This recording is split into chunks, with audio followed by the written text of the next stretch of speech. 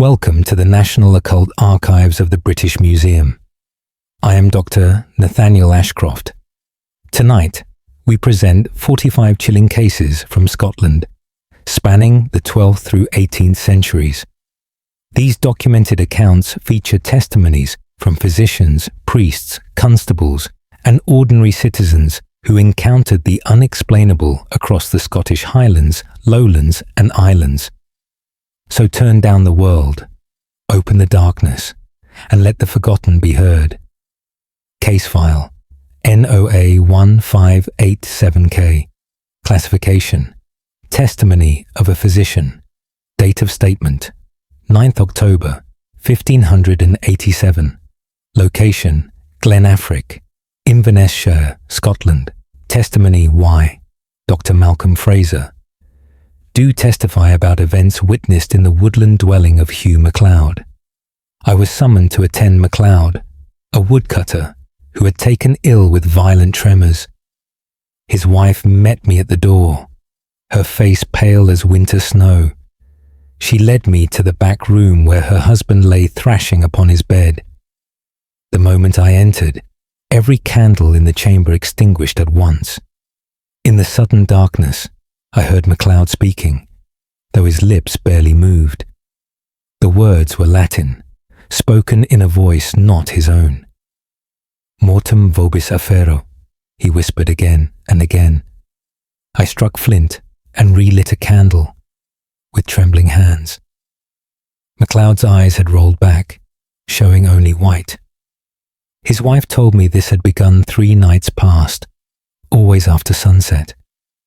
She said he spoke only in the old tongue, reciting phrases she did not understand. I held my lantern close and examined him as the Latin continued to pour forth. Nemo effugiet tenebras came from his throat in that hollow voice. His body was cold despite the fever that should have burned within him. I attempted to bleed him, but the moment my blade touched skin, he sat upright. He seized my wrist with impossible strength and spoke directly to me. Septem annos expectavi, he said, his breath reeking of earth and decay. Then he released me and fell back, unconscious. His wife begged me to stay, but I confess I fled. I returned the following morning to find MacLeod sitting at his table, eating porridge. He remembered nothing of the night before and seemed in perfect health. But his wife's eyes held a terror that has not left her. She whispered to me that it happens every night when darkness falls. The Latin returns, always different phrases, always in that other voice. MacLeod himself remains unaware, waking each dawn with no memory. I have documented the words as best I recall them for the church authorities. Yet no priest will venture to Glenafric after nightfall to witness it. Dr. Malcolm Fraser, Glenafric, Inverness, 9th October 1587. Archive note: Dr. Nathaniel Ashcroft. Document recovered from Inverness medical records. The Latin phrases translate to death threats and references to waiting 7 years. MacLeod family records end abruptly in 1594, precisely 7 years after this testimony. End of file. Case file NOA 1621M. Classification: Account of a prison warden. Date of statement: 23rd March 1621. Location: Tolbooth Prison, Edinburgh, Scotland. Account 1: William Drummond. Do record strange occurrences within the East Cell block. For 30 years I have served as warden of this prison without incident. What began last month defies all natural explanation. The trouble centers upon cell 14 on the 3rd level. Every prisoner placed within that chamber reports the same phenomenon. They hear footsteps pacing back and forth throughout the night. The steps are heavy, like boots upon stone, though the cell floor is packed earth. I myself have stood outside the locked door and heard them clearly. The sound begins at midnight precisely and continues until dawn. When I unlock the door to investigate, the walking stops immediately. The cell stands empty save for whichever poor soul occupies it. Yet the moment I lock the door again and step away, the pacing resumes. 3 prisoners have begged to be moved, claiming they cannot sleep. One man, a thief named John Murray, became so desperate, he offered confession to murders he did not commit.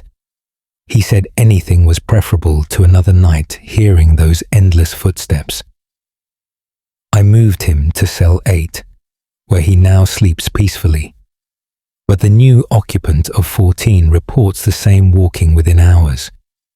I have examined every stone, every board, seeking rats or some creature. The walls are solid, the ceiling secure. No passage exists for any living thing. I stationed myself inside the cell for one entire night to understand it. At midnight, the footsteps began, though I sat alone in darkness. They walked from wall to wall, passing within inches of where I crouched. I felt the air move as something unseen strode past me. The cold was unnatural, biting deep into my bones despite my heavy coat. I reached out to touch whatever walked there, but my hand found only empty air. The pacing never ceased, never varied, for 6 hours until dawn broke. I will not spend another night in cell 14. William Drummond, Warden Tolbooth Prison, Edinburgh, 23rd March, 1621 archive note. Dr. Nathaniel Ashcroft. Prison records indicate cell 14 was site of a warden's death in 1598. He collapsed during night rounds, cause unknown. Current Edinburgh Council has sealed the cell permanently. End of file. Case file. NOA 1436T. Classification. Statement of a monk. Date of statement. 14th May, 1436. Location, Iona Abbey, Isle of Iona, Scotland. Statement 1, Brother Cormac.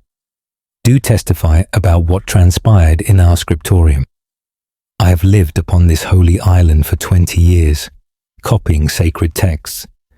Never have I witnessed anything to shake my faith until 3 weeks past. I was working alone, transcribing verses from Matthew's Gospel by candlelight. The hour was late, perhaps 2 hours past midnight. I heard a sound like pages turning in the far corner of the room. I looked up to find all the other desks empty, as expected. Yet the sound continued, rhythmic and deliberate. I rose and walked toward the corner, holding my candle before me. The turning stopped the moment my light reached that space. I returned to my work, thinking it merely the wind.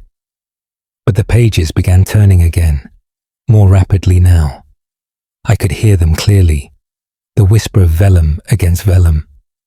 I approached again, and again the sound ceased at my arrival. This pattern repeated 4 times before I became frustrated. I sat down at the desk where the sound originated and waited. Within moments, I felt the air beside me grow intensely cold. My candle flame bent sideways, though no draft existed. Then I heard breathing, slow and labored, directly beside my left ear. I turned my head, but nothing was there. The breathing continued, closer now, as if someone leaned toward me. I felt a presence standing at my shoulder, watching my work. My hand began to shake as I tried to continue writing. The breathing grew louder, and I heard a whisper in Gaelic. I do not speak the old tongue well, but I recognize one word: Foscail. Open. I looked at the manuscript before me, and my blood ran cold. The page I had been copying was torn down the center. I had not torn it, yet there it lay, split perfectly in 2. I fled the scriptorium and did not return until morning. When I examined my desk in daylight, I found no torn page. The manuscript was whole and undamaged, but my candle from the night before was snapped in half. Brother Cormac, Iona Abbey, Isle of Iona, 14th May, 1436. Archive note. Dr. Nathaniel Ashcroft. Abbey records note. Brother Cormac requested transfer to mainland monastery shortly after this incident. The scriptorium desk he described remains unused, despite space limitations. End of file. Case file NOA1709H. Classification. Record of a constable. Date of statement 7th December 1709. Location Galloway Forest, Dumfries and Galloway, Scotland. Record 1. Constable Thomas Blackwood. Do record a most disturbing patrol. I have walked these forest paths for 12 years without fear. What I encountered last night has ended that confidence forever. I was making my usual rounds through the oak wood near Clattering Shores. The moon was full, providing ample light through the bare branches. At approximately 11 o'clock, I heard a child crying in the distance. The sound came from deep within the trees, off any marked path.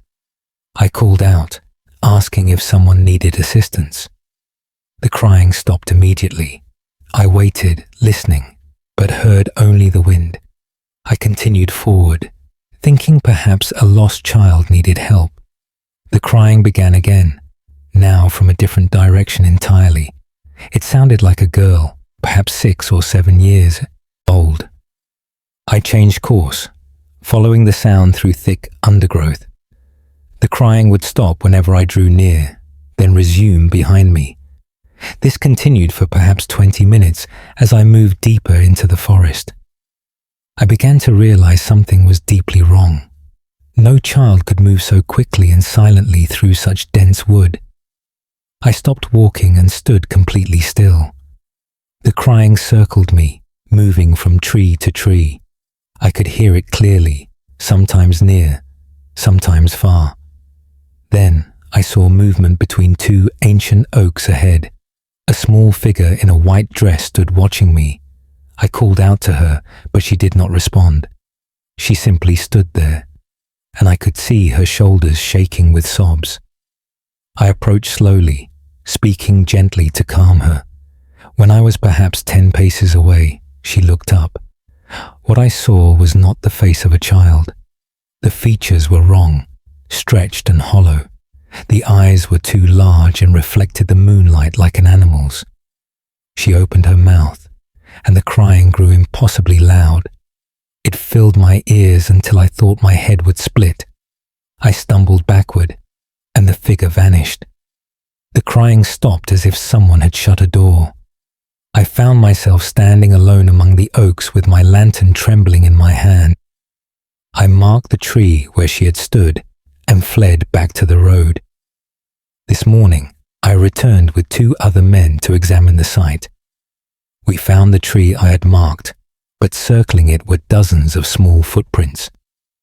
They led nowhere, simply circled that tree again and again.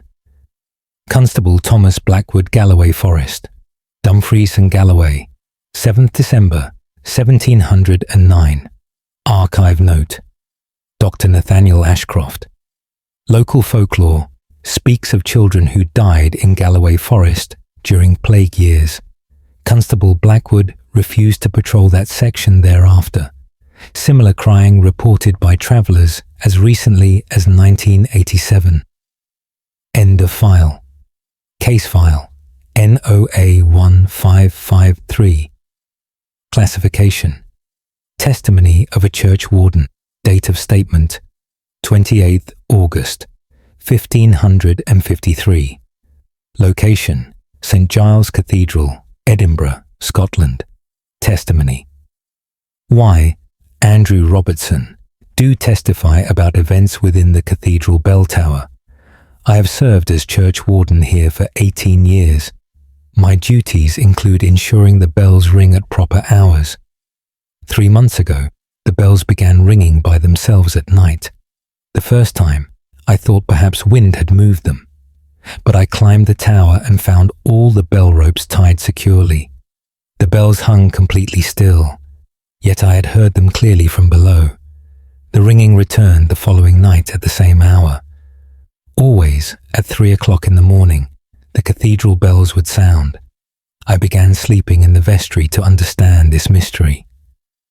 When the ringing began, I rushed up the tower stairs with my lantern. The bells swung violently, though no one pulled the ropes.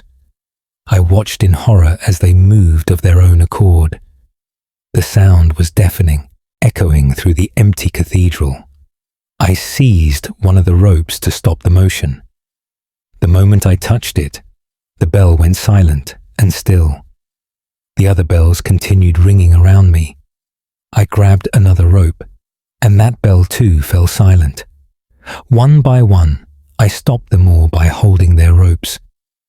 But the effort required was immense, as if something pulled against me. When the last bell stopped, I stood there panting and exhausted. Then I heard footsteps climbing the tower stairs below. Slow, deliberate footsteps ascending toward me. I called out, asking who was there. The footsteps stopped. I waited, but heard nothing more. I descended carefully, checking each level of the tower. I found no one, yet the door at the tower's base stood open. I know I had locked it before climbing up. The ringing has continued every night since then. I no longer attempt to stop it. The bishop sent 2 priests to bless the bells, but it made no difference. Whatever rings those bells is not deterred by prayer. I have requested a new position elsewhere in the church. Andrew Robertson, Church Warden, St. Giles Cathedral, Edinburgh. 28th August, 1553. Archive note. Dr. Nathaniel Ashcroft, Cathedral records confirm. Unexplained bell ringing ceased in 1554, after tower was struck by lightning. 1 bell cracked and was removed. Ringing never returned. End of file. Case file. NOA 1734B. Classification. Journal entry of a schoolmaster. Date of statement. 11th February 1734. Location.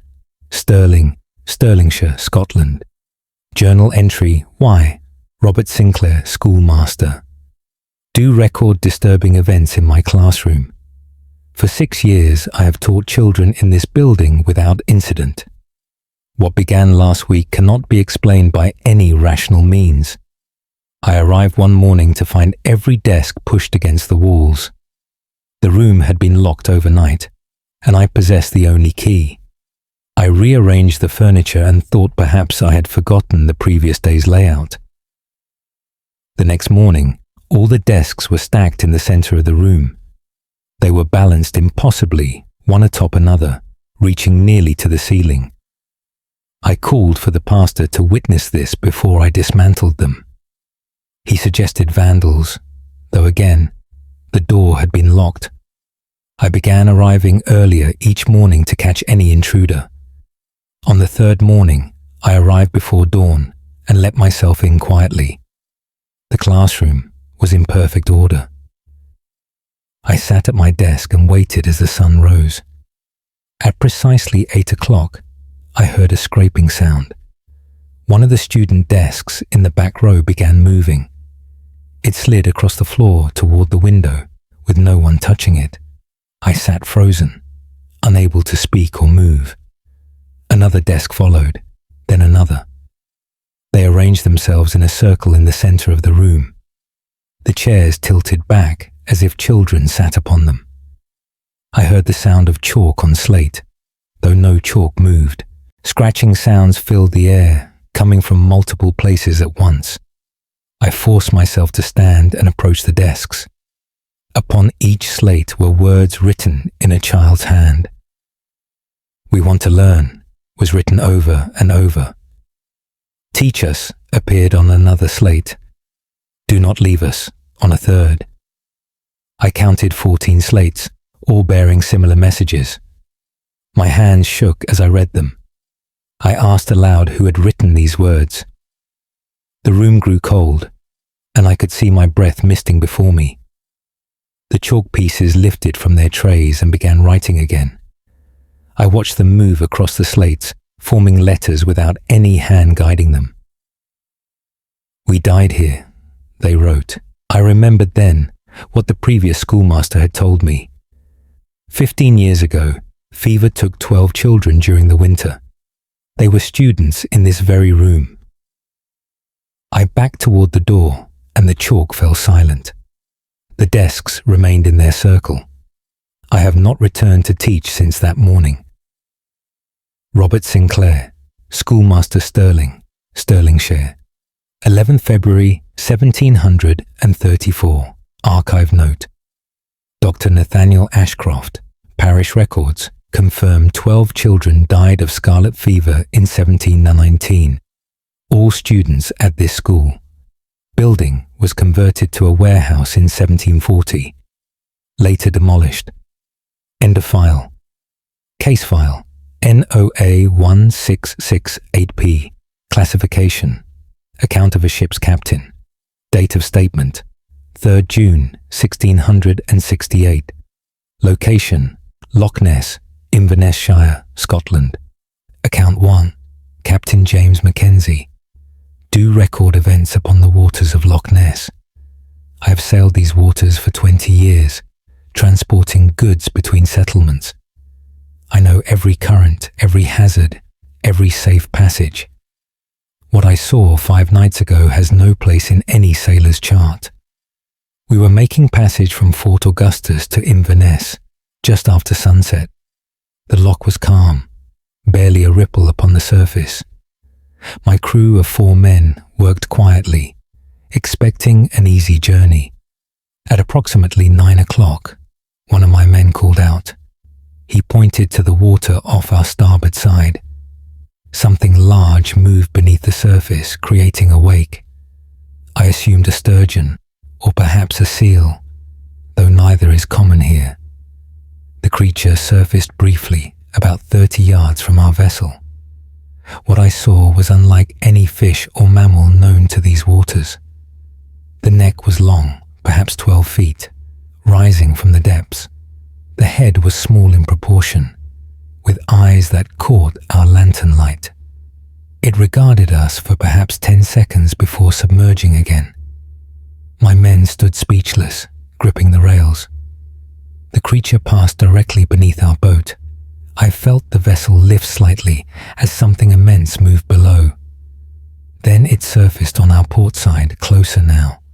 I could see its skin was dark and smooth, glistening in the moonlight. It made no sound, simply watched us with those strange eyes. One of my men began to pray aloud. The creature turned away and swam toward deeper water. Its wake was enormous, causing our boat to rock violently. We watched it until the neck disappeared beneath the surface. It did not emerge again. My men begged me to make for shore immediately. I confess I shared their fear and agreed. We reached Inverness 2 hours later, all of us badly shaken. I have made inquiries among other sailors. 3 have reported similar sightings over the years. All describe the same long neck, the same dark skin. None can explain what manner of creature inhabits these depths. I will continue to sail the loch, as my livelihood demands it. But I no longer make passage after dark. Captain James Mackenzie, Loch Ness, Inverness Shire. 3rd June, 1668. Archive note. Dr. Nathaniel Ashcroft. One of the earliest documented sightings matching modern descriptions. Captain Mackenzie's logbooks were purchased at auction in 1952. He continued sailing Loch Ness until his death in 1691. End of file. Case file. NOA 1782 H2LR classification. Testimony of a vicar. Date of statement: 19th September 1782. Location: Edinburgh, Roxburghshire, Scotland. Testimony: Reverend William Douglas, do testify about phenomena in the vicarage. I took residence here upon my appointment 6 months ago. The house is old but well maintained, suitable for my needs. The previous vicar left no word of any trouble. For the first month, I noticed nothing unusual. Then, on a Tuesday evening in July, I heard knocking. 3 distinct knocks coming from inside the walls. I searched the house thoroughly, but found no source. The knocking returned the following Tuesday at the same hour. Always 3 knocks, always from within the walls. This pattern has continued every Tuesday evening without fail. The knocks move through different rooms, but always 3 in succession. I have stood with my ear against the wall, trying to locate the origin. The moment I press close, the knocking stops. When I step away, it resumes in a different wall. I invited my clerk to witness this phenomenon last month. We sat in my study waiting for the appointed hour, at 8 o'clock precisely. The knocking began in the wall behind my bookshelf. 3 clear knocks, loud enough to rattle the books. My clerk heard them as plainly as I did. We examined the wall and found it solid, no hollow spaces. The knocking moved to the parlour wall. We rushed to the parlour and heard it continue. 3 knocks, then silence, then 3 more from the kitchen. We followed the sound through the entire house. It led us eventually to the cellar stairs. The knocking descended the stairs ahead of us, step by step. We stood at the top, neither of us willing to follow it down. 3 final knocks echoed from the cellar depths. Then silence. We have not ventured into the cellar since. I asked the church sexton about the house's history. He told me a vicar died here 30 years ago. He was found at the bottom of the cellar stairs. The man had been dead 3 days before discovery. He had knocked upon the cellar door, but no one heard him. I do not know if this explains what haunts my walls, but I will not answer when the knocking calls. Reverend William Douglas Jedburgh, Roxburghshire, 19th September 1782. Archive note. Dr. Nathaniel Ashcroft. Vicarage records confirm Reverend Andrew Stewart died in 1752 after falling in the cellar. Douglas served at this location until 1790, when he requested transfer. End of file. Case file NOA 1512D. Classification: Statement of a lighthouse keeper. Date of statement: 25th January 1512. Location: Isle of May, Firth of Forth, Scotland. Statement I: Duncan MacLeod. Keeper of the beacon. Do record strange events. I have tended this light for 8 years, guiding ships through dangerous waters. The work is lonely but honest, and I have never feared the isolation. What began 3 weeks ago has changed everything. I was trimming the beacon at dusk when I heard singing. A woman's voice, clear and beautiful, rising from the rocks below. I looked down, but saw no one among the stones. The singing continued, echoing off the cliffs.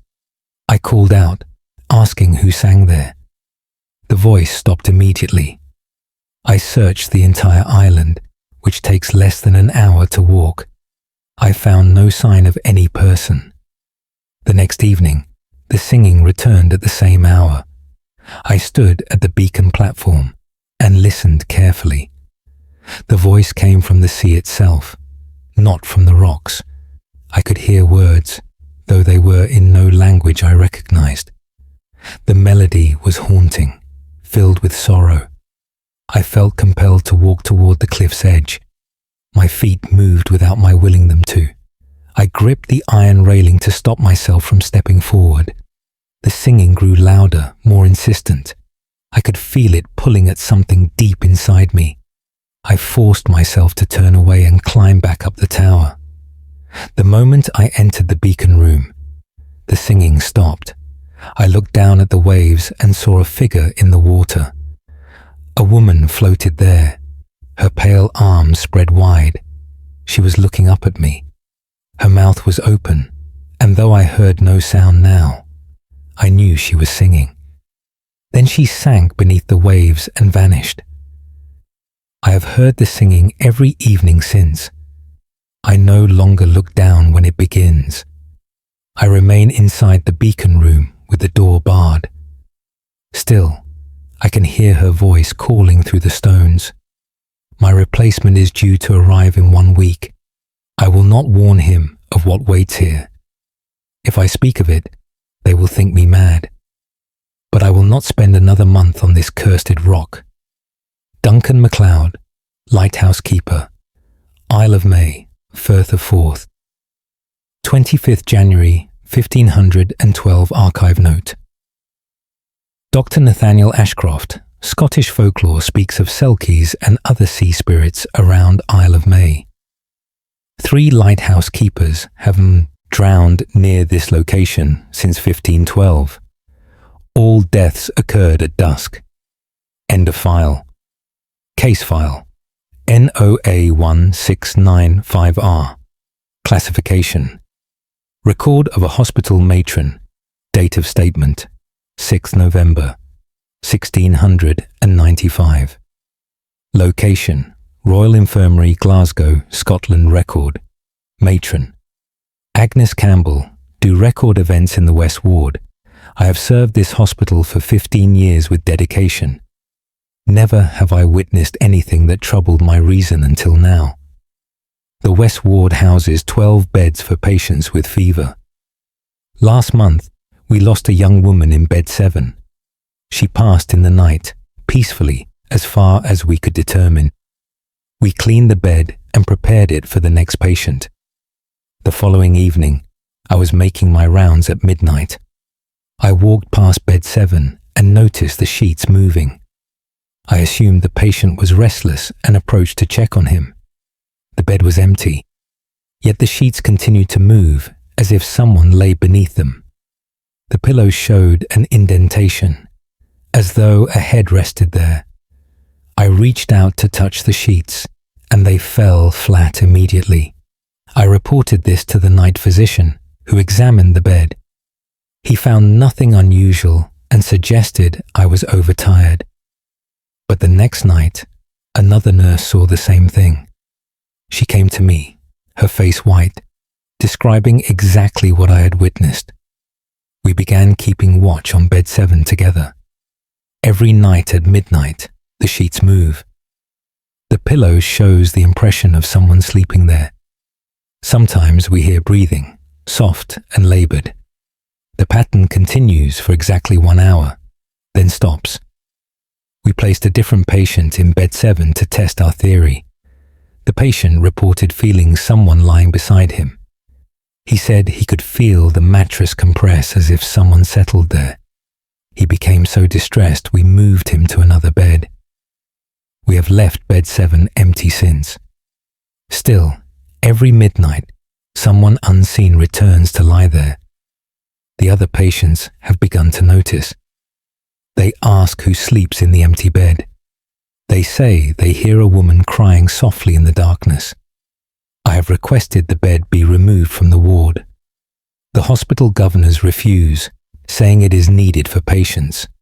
But no patient will sleep in bed 7 anymore. We have placed a screen around it to spare the others from seeing. Yet each night at midnight, we hear the breathing behind that screen. Matron Agnes Campbell, Royal Infirmary, Glasgow 6th. November 1695. Archive note. Dr. Nathaniel Ashcroft. Patient records identify the deceased as Mary Stewart, age 24. Died October 3rd, 1695. Bed 7 was eventually removed in 1702.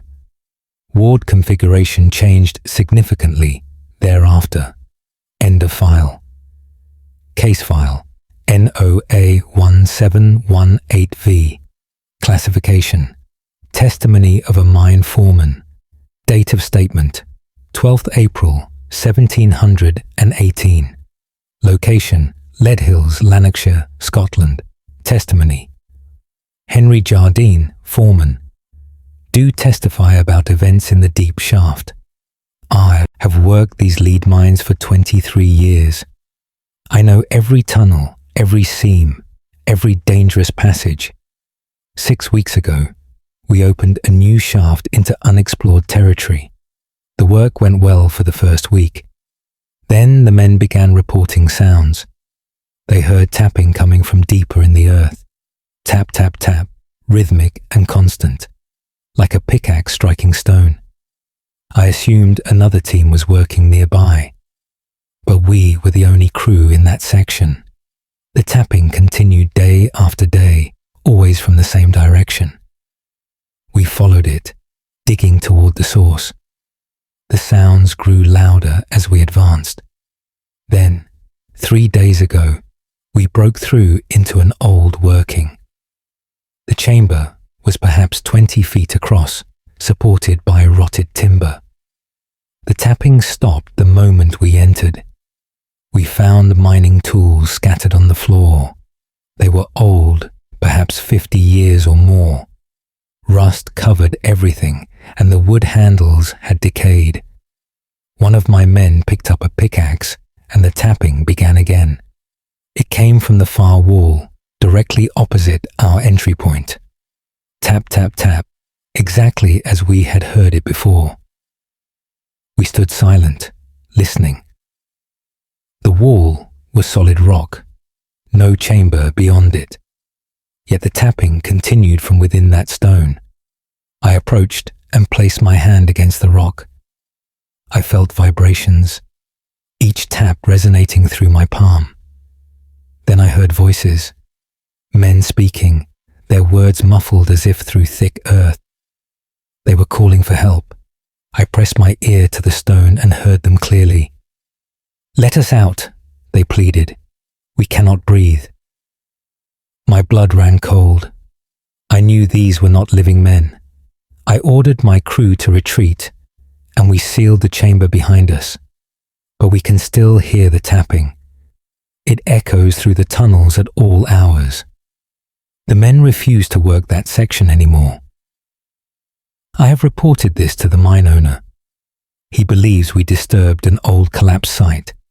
He says men died there decades ago, trapped when the tunnel fell. Their bodies were never recovered. I believe those men are still trying to dig their way out. Henry Jardine, mine foreman, Leadhills, Lanarkshire, 12th April 1718.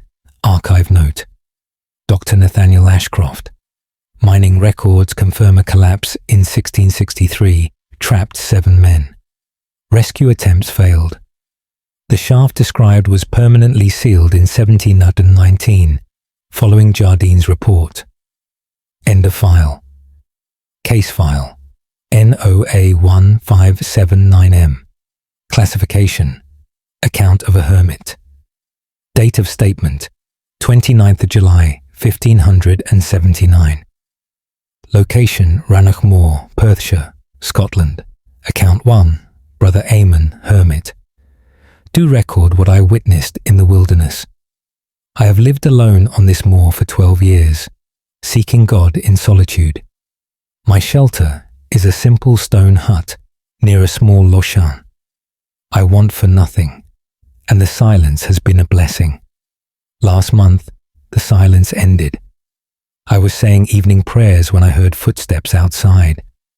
Someone was walking around my hut in circles. I called out, offering shelter to any traveler. The footsteps continued round and round. I opened my door to see who walked there. No one was visible, yet I heard the steps clearly on the rocky ground. They circled my hut 3 times, then stopped at my door. I stood in the doorway, staring into empty darkness. I felt something brush past me, entering my home. The air turned bitter cold. I heard breathing inside my hut, heavy and labored. I retreated to the corner and knelt in prayer. The breathing moved through the small space, coming closer. I kept my eyes closed and prayed until dawn. When light came, whatever had entered was gone. But that night, the footsteps returned. Again they circled my hut. Again they stopped at my door. This time, I did not invite entry. I barred the door and huddled against the far wall. Something rattled the wooden bar, trying to lift it. The door shook in its frame. I heard a voice outside, speaking in Gaelic. I understood only one word. Fosclad. Open. The door shook more violently. I pressed my back against the stone wall and continued praying. This continued for hours. At dawn, it stopped. Every night since, the pattern repeats. Footsteps circling, the voice demanding entry, the door shaking until sunrise. I have stopped sleeping. I sit with my back to the wall, clutching my cross. I no longer know if this is a test of my faith or a curse. I have decided to leave this place. God can be found elsewhere. Brother Eamon, Hermit Rannoch Moor, Perthshire, 29th July 1579. Archive note.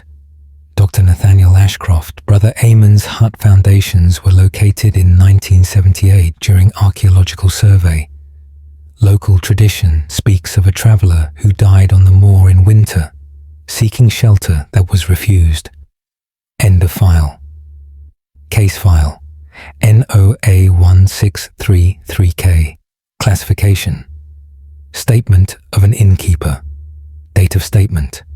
18th October, 1633. Location. Glencoe, Argyll, Scotland. Statement Y. Donald Campbell, innkeeper. Do record events concerning room 5. My inn has served travellers for 30 years without complaint. We offer clean beds, warm food, and honest hospitality. Until 6 months ago, every room was equal in quality. Now no guest will sleep in room 5. The trouble began when a merchant from Edinburgh stayed there. He departed before dawn without payment, his belongings left behind. We found him 3 miles down the road, walking in a daze. He claimed a woman stood over his bed all night, watching him.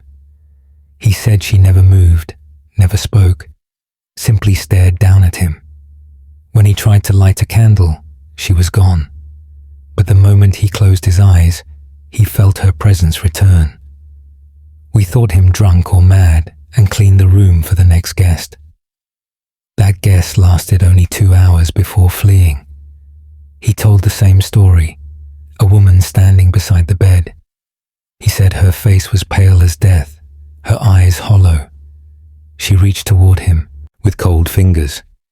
He ran from the room and would not return for his possessions. I decided to spend a night there myself to prove them wrong. I lay down at dusk with a lantern burning beside me.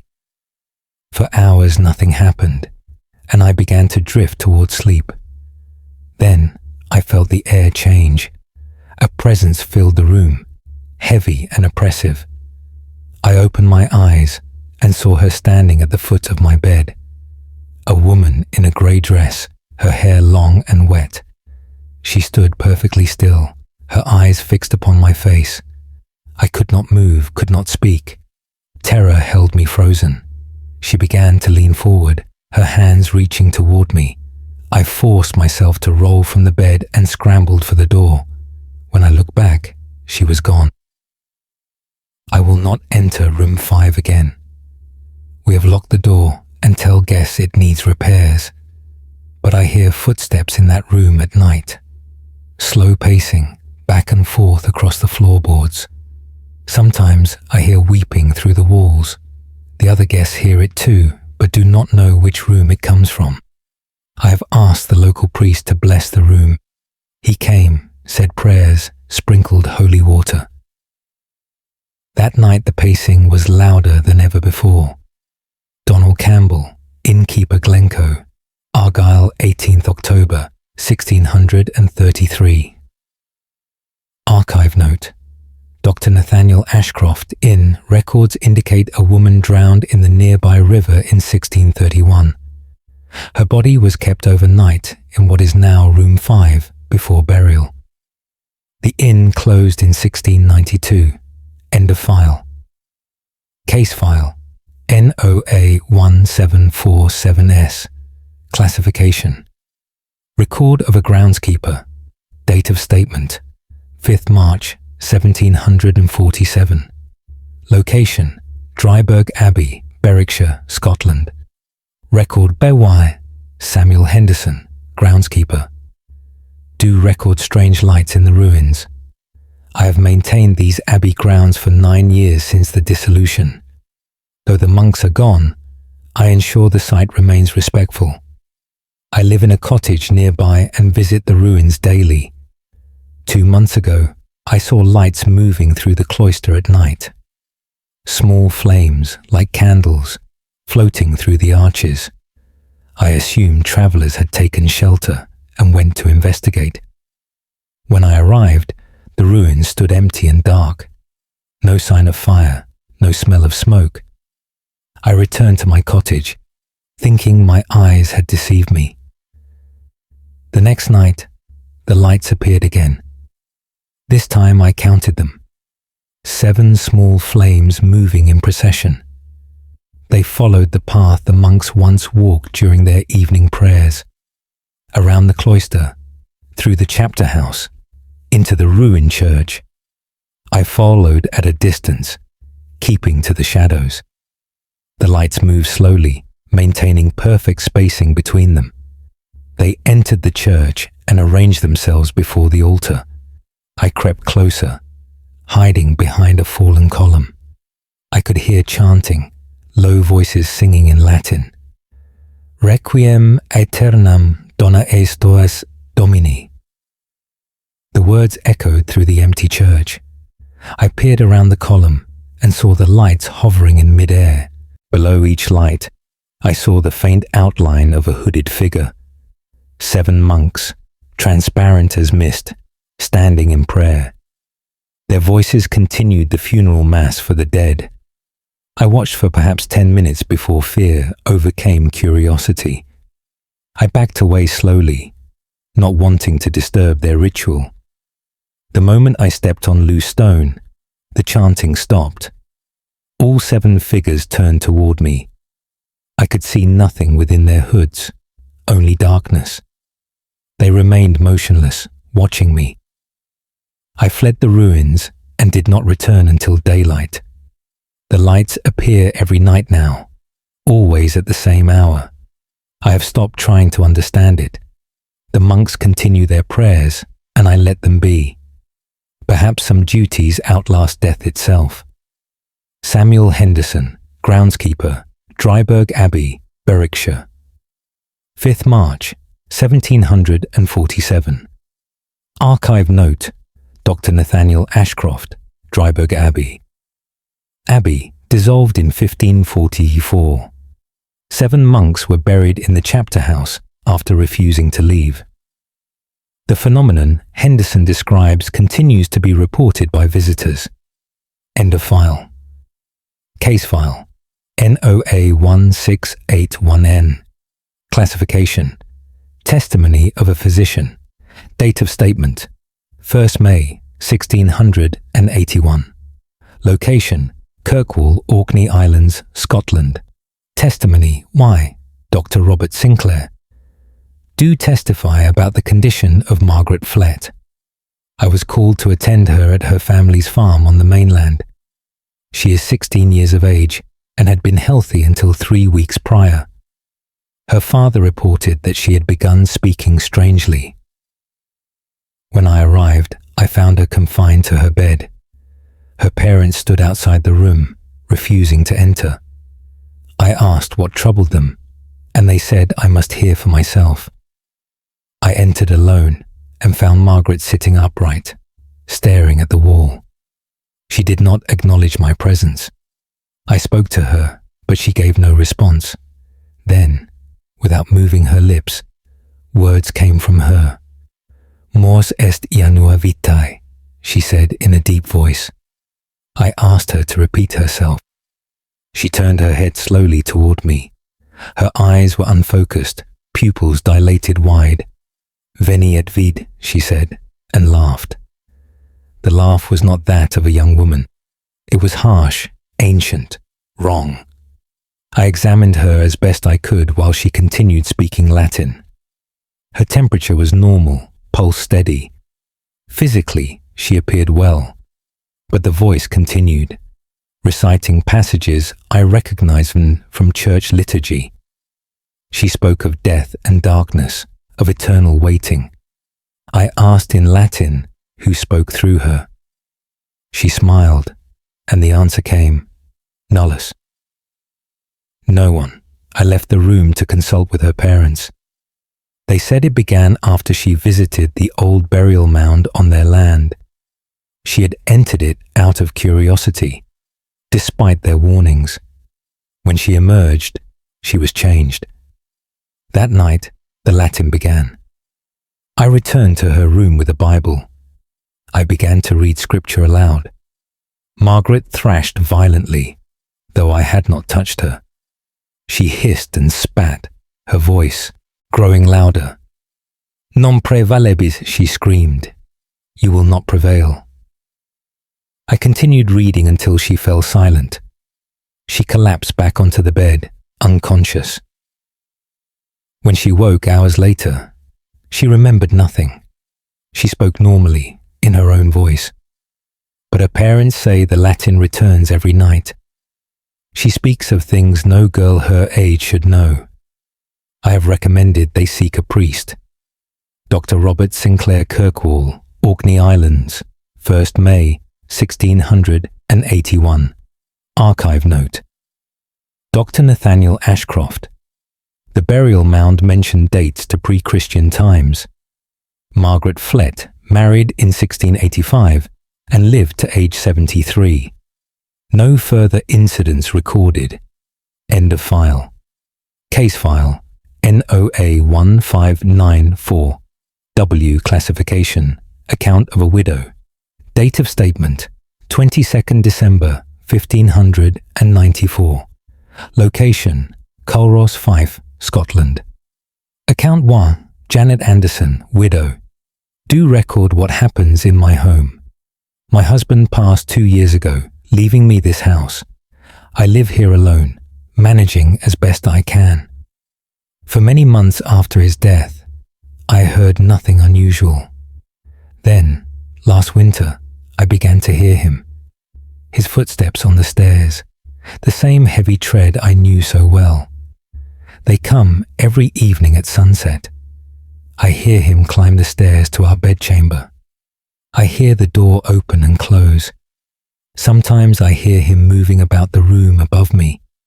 The first time this happened, I thought him somehow returned. I rushed upstairs, calling his name. The room was empty, but I could feel him there, his presence unmistakable. The air held the scent of his tobacco. His chair was warm, as if he had just risen from it.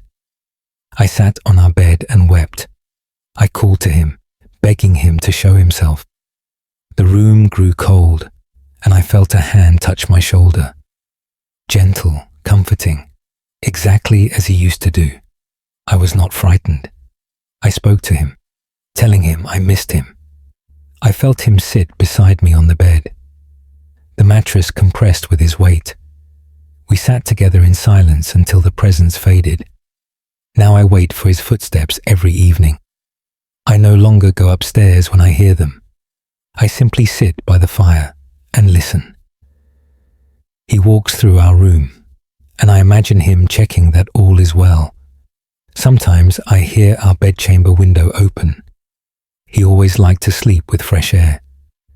In the morning, I find the window still closed and latched. My neighbours think me mad when I speak of this. They say grief has clouded my reason. But I know my husband's footsteps. I know his touch. He has not left this house, and I am grateful. The loneliness is less when he visits each evening. I do not want this to end. Janet Anderson, Widow Culross, Fife. 22nd December, 1594. Archive note, Dr. Nathaniel Ashcroft. Janet Anderson lived in this house until her death in 1612. Her will requested burial beside her husband. Subsequent owners reported similar footsteps until the house was demolished in 1823. End of file. Case file NOA1756Q. Classification. Record of a blacksmith. Date of statement 8th July 1756. Location Kilmarnock, Ayrshire, Scotland. Record Y Thomas Burns, blacksmith. Do record events at my forge. I have worked this trade for 31 years at this same location.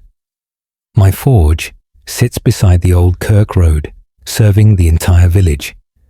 3 weeks ago, I began finding my tools rearranged each morning.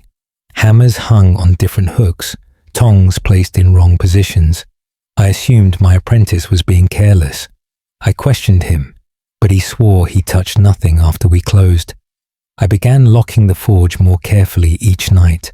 Still, every morning, the tools had moved. Then I started finding my work altered.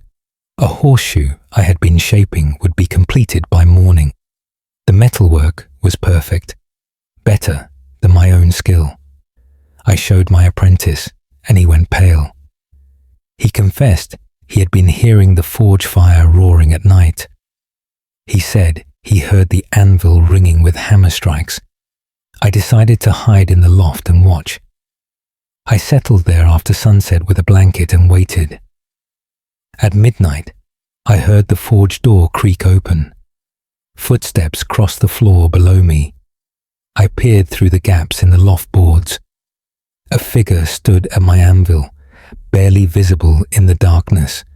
He lit the forge with practiced ease. The flames rose, illuminating a man in old-fashioned clothing. He wore a leather apron, blackened with age and use. His face was gaunt, his movements methodical. He selected a piece of iron from my stock. I watched him heat it, turning it in the flames. He began hammering, and the sound filled the night. Each strike was perfect, the rhythm never faltering. He worked for 2 hours, shaping something I could not see clearly. When he finished, he plunged the piece into the water trough. Steam hissed and filled the forge. When it cleared, the figure was gone. I climbed down and examined what he had made. An iron cross lay on the anvil, intricate and beautiful. The metalwork was centuries old in style. I touched it, and it was still warm. I have kept the cross, though it frightens me. The phantom blacksmith returns every night now. I hear him working while I lie in my bed above the shop. The anvil rings until dawn, then falls silent. My apprentice has left my service, too afraid to remain. I work alone now, and my midnight visitor works alongside me. Thomas Burns, blacksmith, Kilmarnock, Ayrshire, 8th July, 1756 archive note. Dr. Nathaniel Ashcroft, parish records show a blacksmith named John Murray operated at this location from 1623 to 1671. He died at his anvil during night work. The iron cross described remains in a private collection. End of file. Case file NOA1614H. Classification. Testimony of a gamekeeper. Date of statement 13th March 1614. Location Rothiemurchus Forest, Inverness-shire, Scotland. Testimony I, Alexander Grant, gamekeeper. do testify about the standing stones. I patrol these woodlands daily, watching for poachers and maintaining the deer paths. In the forest's heart lies a circle of ancient stones. 7 stones, each taller than a man, arranged in perfect symmetry. I have passed them hundreds of times without incident. Last month, I was returning from the northern boundary at dusk. My path took me near the stones as darkness fell. I heard music drifting through the trees. A fiddle played a melody I had never heard before. The tune was mournful, filled with longing. I followed the sound, thinking travellers had camped at the stones. As I approached, the music grew louder. I could see the clearing ahead through the pines. The stones stood silhouetted against the dying light. Figures moved between them, dancing in a circle. I counted 9 dancers, all dressed in flowing garments. They moved in time to the fiddle music, spinning and swaying. I called out a greeting, but they did not stop. I entered the clearing, and the cold struck me like a physical blow. The air within the stone circle was frigid despite the mild evening. I could see my breath misting before my face. The dancers continued their movement, paying me no attention. I walked closer and realized I could see through them. Their bodies were translucent, like smoke given form. The fiddler stood at the center, his bow moving across invisible strings. I could hear the music clearly, but his hands made no sound. One of the dancers turned toward me. Her face was beautiful, but empty, her eyes like pools of darkness. She extended her hand, inviting me to join. I felt myself stepping forward, compelled by her gaze. My feet moved without my willing them to. I was 3 paces from her when I heard a cock crow in the distance. The sound broke whatever held me. The dancers vanished instantly, like mist before the sun. The music stopped mid-note. I stood alone among the stones, trembling. The warmth returned to the air. I fled that place and did not stop until I reached the estate house. I have not patrolled that section of forest since. Alexander Grant, gamekeeper, Rothiemurchus Forest, Inverness Shire, 13th March, 1614. Archive note, Dr. Nathaniel Ashcroft. The stone circle described is locally known as the Dancers. Multiple accounts from different centuries describe similar phenomena. The site remains avoided by locals after dark. End of file. Case file NOA 1793V. Classification. Statement of a physician. Date of statement 17th November 1793. Location St Andrews, Fife, Scotland. Statement 1. Dr. William Melville. Do record a disturbing examination. I was called to attend a student at the university. The young man, Edmund Price, had been found wandering the cliffs at dawn. He was brought to me in a state of complete terror. His hands shook violently, and he could barely speak. I gave him brandy to calm him and asked what had happened. He said he had been studying late in the cathedral ruins. Many students go there to read by moonlight, claiming the atmosphere aids concentration.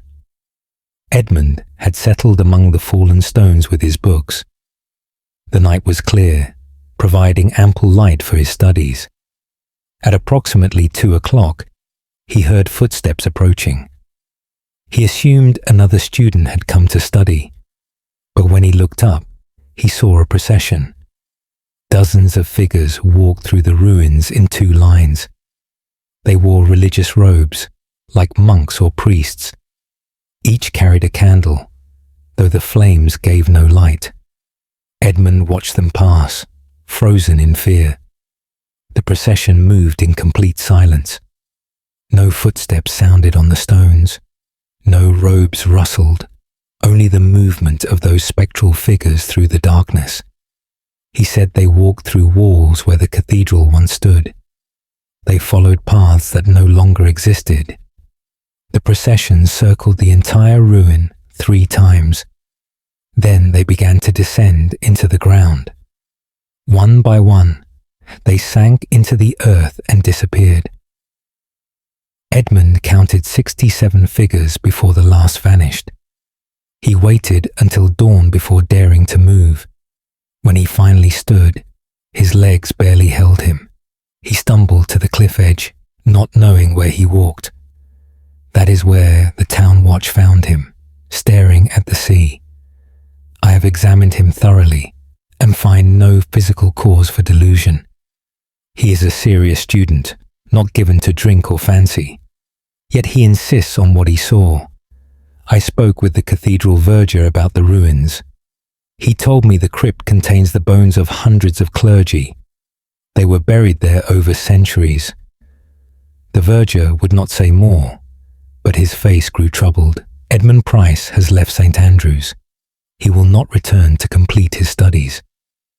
Dr. William Melville, St. Andrews, 5/17 November 1793. Archive note. Dr. Nathaniel Ashcroft, St. Andrew's Cathedral was Scotland's largest church before Reformation.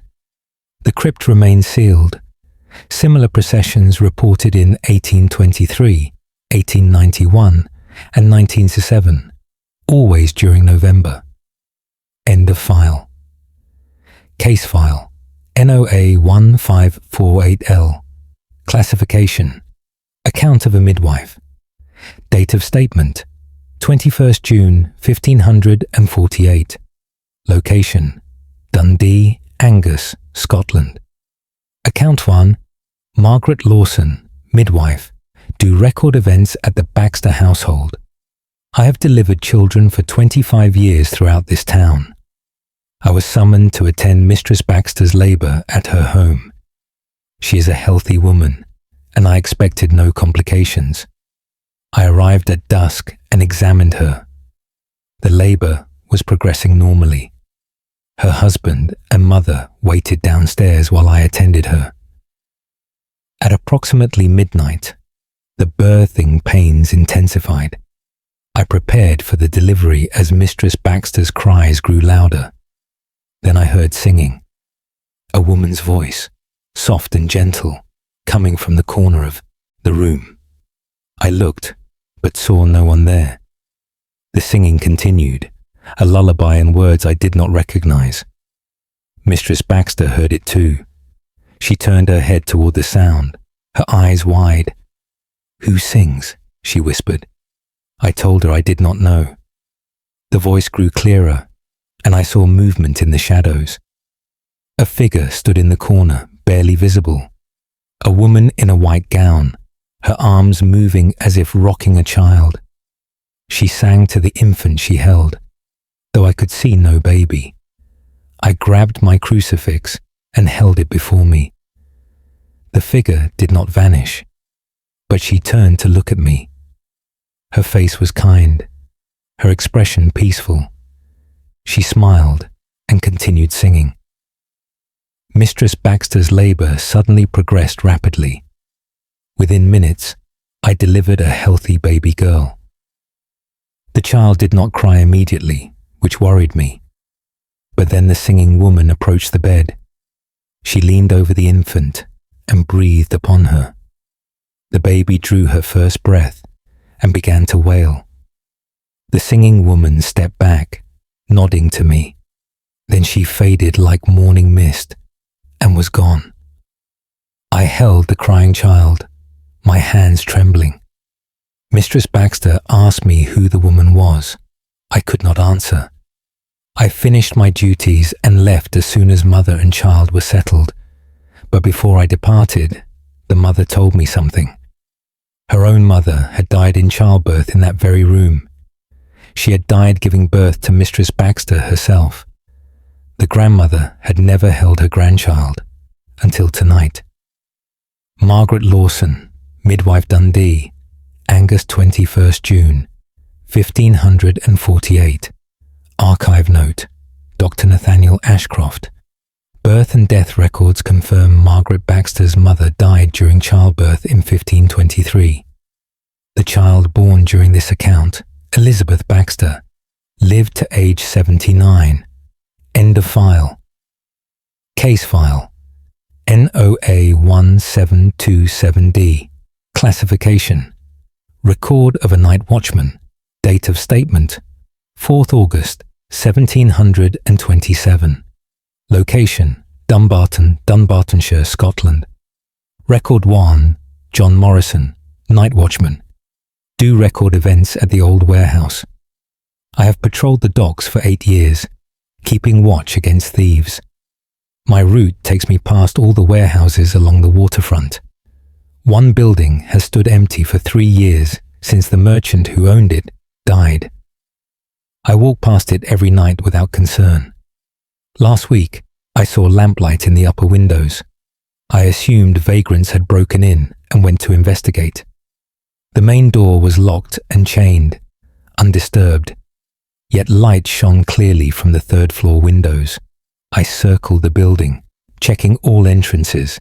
Every door was secured, every window at ground level intact, but the light above continued to glow. I fetched the magistrate's clerk who holds the keys. We opened the building together and climbed to the 3rd floor. The moment we entered that level, we heard voices. Men arguing, their words echoing through empty rooms.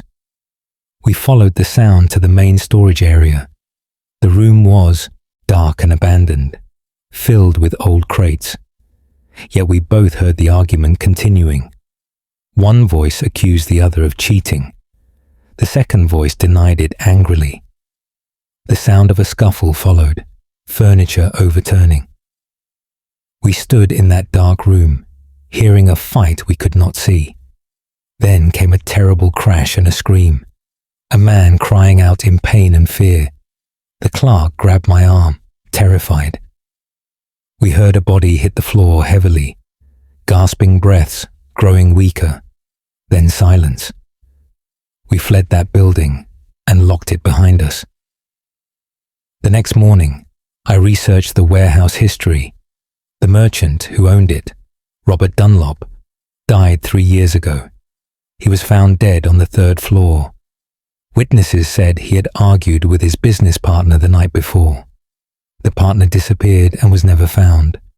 The magistrate ruled it an unfortunate accident, but the clerk and I know what we heard. That fight replays itself in that empty warehouse. Every night at the same hour, they argue. Every night, one man dies again. I no longer patrol past that building after dark. John Morrison, night watchman, Dumbarton, Dunbartonshire, 4th August, 1727. Archive note. Dr. Nathaniel Ashcroft. Robert Dunlop's death in 1724 was officially accidental. His business partner, James Mackay, left Scotland immediately afterward. The warehouse was demolished in 1842. No remains were found beneath the 3rd floor. End of file. Case file. NOA 1672F classification. Testimony of a ferryman. Date of statement, 9th September, 1672. Location, River Tay, Perthshire, Scotland. Testimony, David Stewart. Ferryman, do testify about a passenger I cannot explain. I have operated this ferry crossing for 18 years. I transport people and goods across the Tay daily without incident. 5 days ago, a woman approached as I prepared to make the evening crossing. She wore a dark cloak, her hood drawn against the mist. She asked passage to the far shore. I nodded and helped her aboard. She settled on the bench at the stern, silent and still.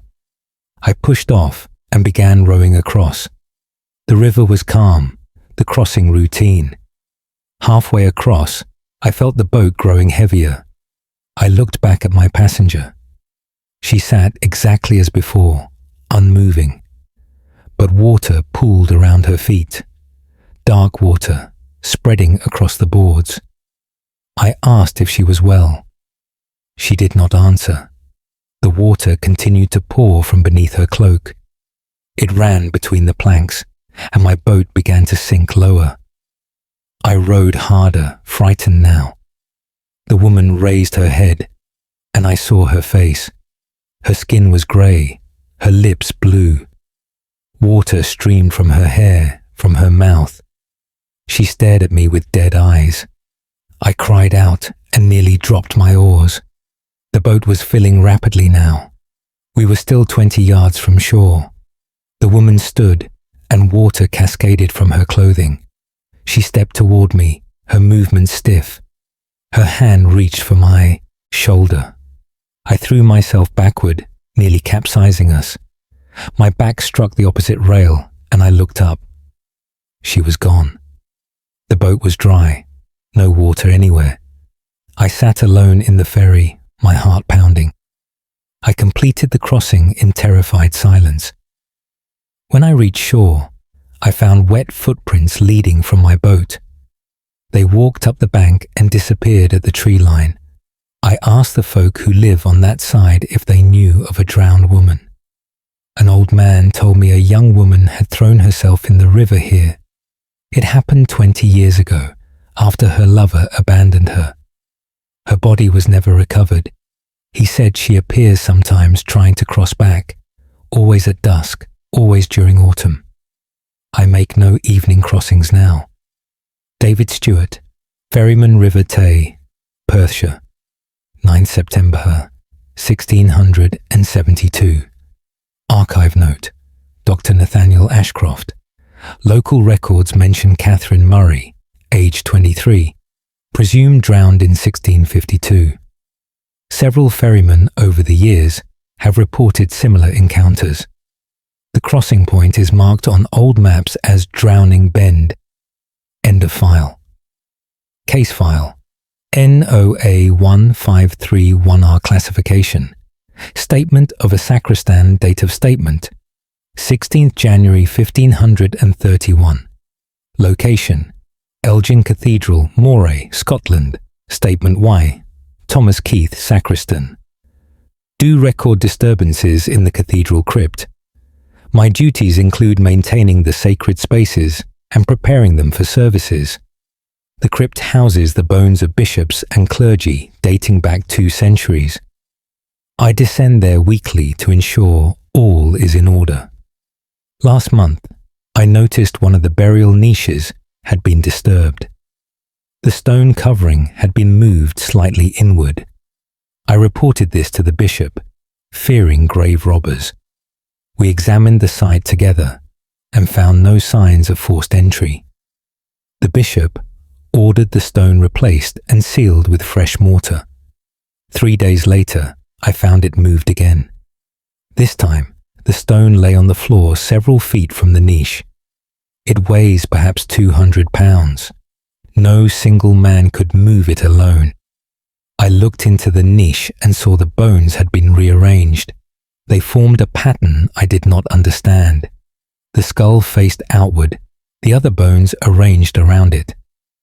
The bishop had the remains blessed and properly reordered. We sealed the niche again with iron bars and heavy chains. That night, I heard sounds from the crypt, scraping, as if stone moved across stone. I took a lantern and descended the stairs. The iron bars had been bent outward. The chains lay broken on the floor. The stone covering sat upright against the wall. I approached the niche slowly, my lantern held before me. Inside, the bones had arranged themselves again. This time they formed letters. I read them with growing horror. Demeter me, release me. I backed away and fled up the stairs. I told the bishop what I had seen. He came at dawn with 2 priests to examine the crypt. We found the bones scattered across the crypt floor. They formed a path leading to the stairs, as if something had tried to climb up toward the church. The bishop ordered the crypt sealed immediately. We moved all the sacred relics to the upper levels. Heavy doors were installed, locked and blessed, but I still hear scraping from below during services. The sound of stone moving in the darkness. Something down there wants to be free. Thomas Keith, Sacristan, Elgin Cathedral, Moray, 16th January, 1531. Archive note. Dr. Nathaniel Ashcroft, Cathedral Records, identify the disturbed remains as Bishop William. Died 1329. Excommunicated posthumously for unknown reasons. The crypt remains sealed. Elgin Cathedral partially destroyed by fire in 1390. End of file. Case file NOA 1765M. Classification: Account of a shepherd. Date of statement: 24th April 1765. Location: Cairngorms Mountains, Aberdeenshire, Scotland. Account 1: Robert Fraser, shepherd. Do record what I witnessed on the high pasture. I have tended sheep in these mountains for 32 years. I know every path, every shelter, every dangerous slope. Last week, I took my flock to the summer grazing grounds. I settled in my stone shieling for the season. The first 3 nights passed peacefully. On the 4th night, I was awakened by my dogs barking. Both animals stood at the door, hackles raised, growling at the darkness. I took my staff and stepped outside. The night was clear, the moon nearly full. I could see my sheep scattered across the hillside, all standing alert. Something had disturbed them. I walked among the flock, checking for wolves or wildcats. The dogs followed close, their growling continuous. Then I saw it on the ridgeline above. A figure stood silhouetted against the sky. Too tall to be human, perhaps 8 feet in height. Its proportions were wrong, the limbs too long. It stood completely motionless, watching my flock. I called out, my voice shaking. The figure turned its head toward me. I saw no features, just a dark shape against the stars. My dogs began to whine and backed away. The sheep panicked and ran down the slope. The figure descended from the ridge, moving with unnatural speed. It did not run, but seemed to glide across the rough ground. I stumbled backward, falling among the rocks. The creature stopped 20 paces from me. I could hear it breathing, a deep rasping sound. Then it spoke. One word in a language I did not know. The voice was like wind through a cave, hollow and cold. I scrambled to my feet and ran. My dogs raced ahead of me, terrified. I did not stop until I reached the nearest farm, 3 miles distant. The farmer and his sons returned with me at dawn. We found my flock scattered but unharmed. My shieling stood empty, nothing disturbed. But in the soft earth around the building were footprints. Huge prints, each one nearly 2 feet long. They had 3 toes, like a bird's foot, but massive.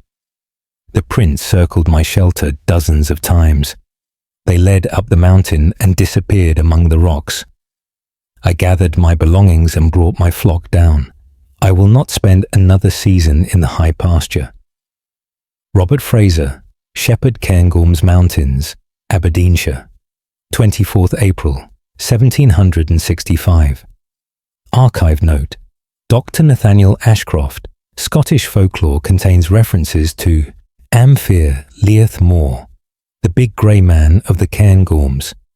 Multiple accounts span centuries. Footprint casts taken in 1925 match Fraser's description. End of file. Case file NOA 1646T. Classification: Record of an apothecary date of statement: 2nd October 1646. Location: Perth, Perthshire, Scotland. Record Y: William Cunningham. Apothecary: Do record a disturbing consultation. A man came to my shop 3 days ago seeking remedy for sleeplessness. He was perhaps 40 years of age, well dressed, a merchant by his appearance. He sat across from me and described his affliction. Every night, he said, a child visits his bedchamber. A boy of perhaps 7 years, dressed in ragged clothing. The child stands at the foot of his bed, silent and staring. He appears at midnight exactly and remains until dawn. The merchant said he has tried speaking to the child.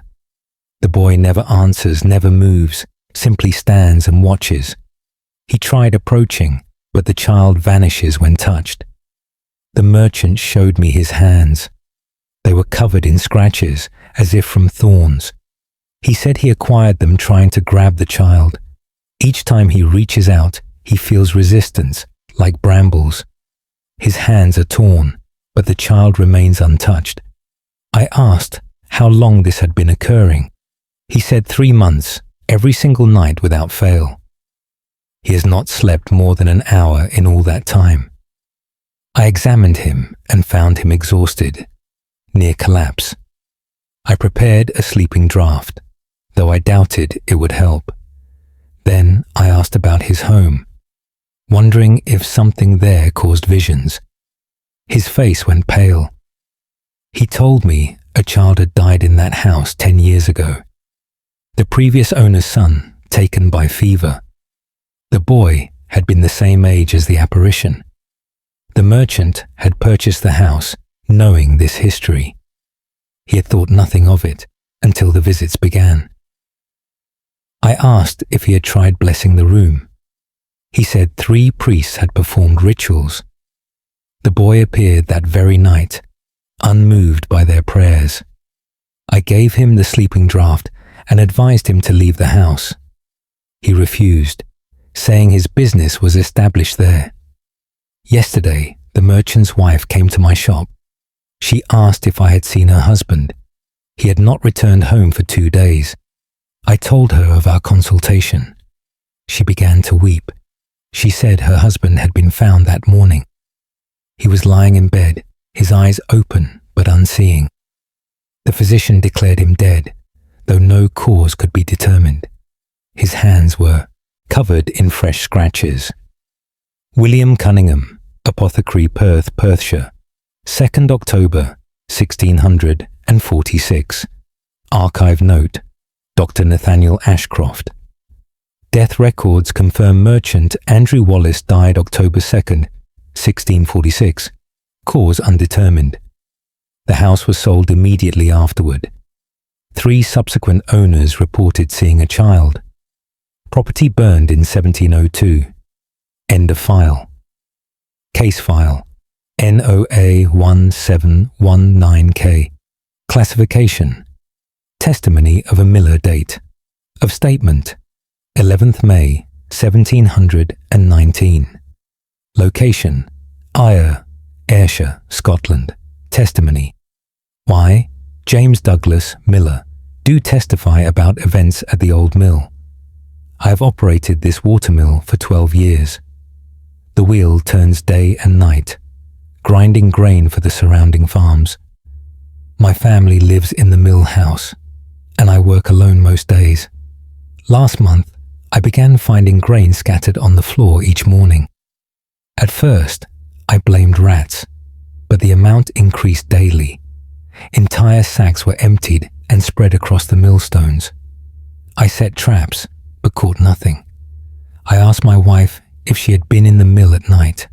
She had not, and seemed frightened by the question.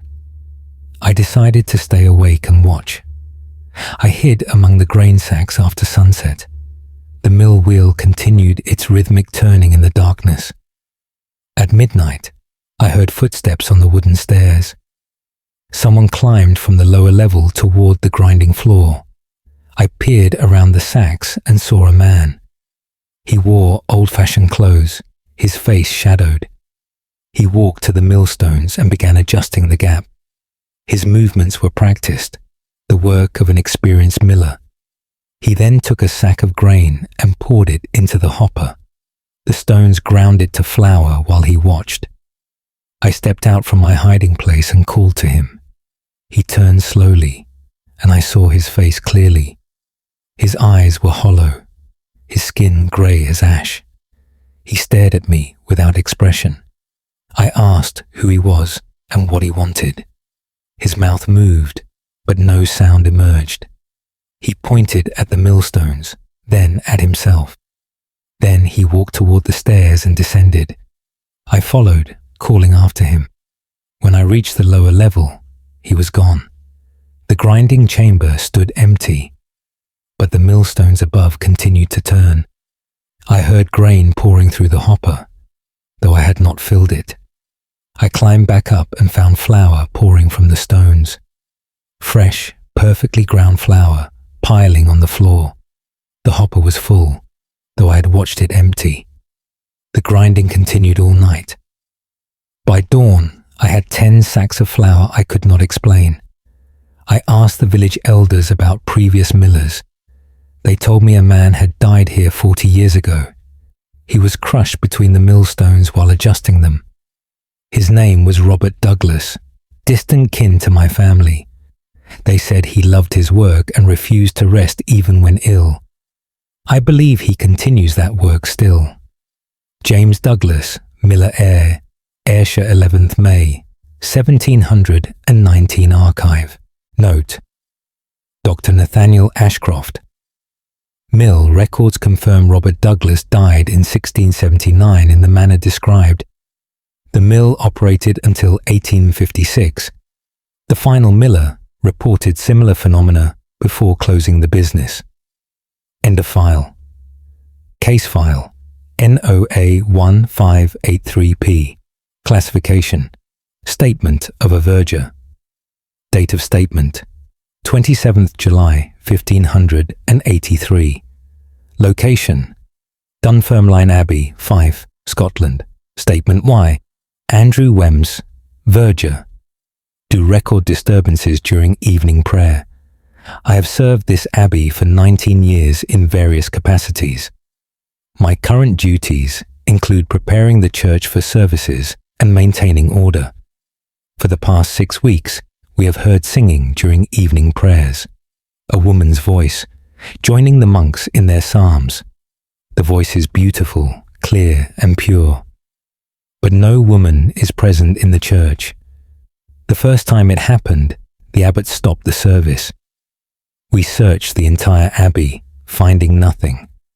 The monks returned to their prayers, and the voice resumed. It sang in perfect Latin, knowing every word of the liturgy. Some of the younger monks appeared frightened. The abbot ordered them to continue, ignoring the unseen singer, but the voice grew louder, as if demanding attention. It rose above the monks' voices, dominating the prayer. The abbot finally commanded silence. The monks fell quiet, but the woman's voice continued alone. She sang the Kyrie eleison with heartbreaking beauty. The church filled with her song. Then, as suddenly as it began, she stopped. We waited in silence for several minutes. Nothing more was heard. The abbot dismissed us, clearly troubled. The following evening, the voice returned. This time, I positioned myself throughout the church during prayers. I walked the aisles, checking every corner and alcove. The singing seemed to come from everywhere and nowhere. When I stood in the nave, it echoed from the altar. When I walked to the altar, it resonated from the choir. I looked up at the vaulted ceiling, wondering if someone hid above. The voice grew impossibly loud, as if the singer stood beside me. I felt breath on my neck and spun around. No one was there. The monks continued their prayers, trying to ignore the phenomenon, but several were weeping, overcome by the beauty of the voice. I reported to the abbot that I could find no earthly source. He told me something he had kept private. In the abbey records, there is mention of a novice who died here. She had petitioned to join the religious life, but was refused. Women were not permitted in this order. She came anyway, disguising herself as a boy. She lived as a monk for 3 years before illness revealed her secret. She died the day she was discovered, heartbroken. Her final words were a plea to be allowed to sing in the choir. The abbot believes she has claimed that right at last. Andrew Wemyss, Verger Dunfarm, Line, Abbey, Fife, 27th July, 1583. Archive note. Dr. Nathaniel Ashcroft, Abbey records from 1565 mention a novice named Margaret, who died under unusual circumstances. The singing continued until the Reformation. Several monks requested transfer due to the phenomenon. End of file. Case file NOA 1742W. Classification. Account of a constable. Date of statement 15th December 1742. Location Inverness, Shire, Scotland. Account 1. Constable George Murray. Do record events on Castle Road. I have maintained law and order in this town for 16 years. My nightly patrols take me past all the main streets and thoroughfares. For the past month, I have encountered the same woman repeatedly. She walks Castle Road every night at exactly 3 o'clock, always moving in the same direction, from the river toward the castle. She wears a green cloak and keeps her head bowed.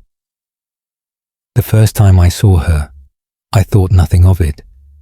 Many people walk at odd hours for various reasons, but I began to notice she appeared every single night, always at the same time, in the same place.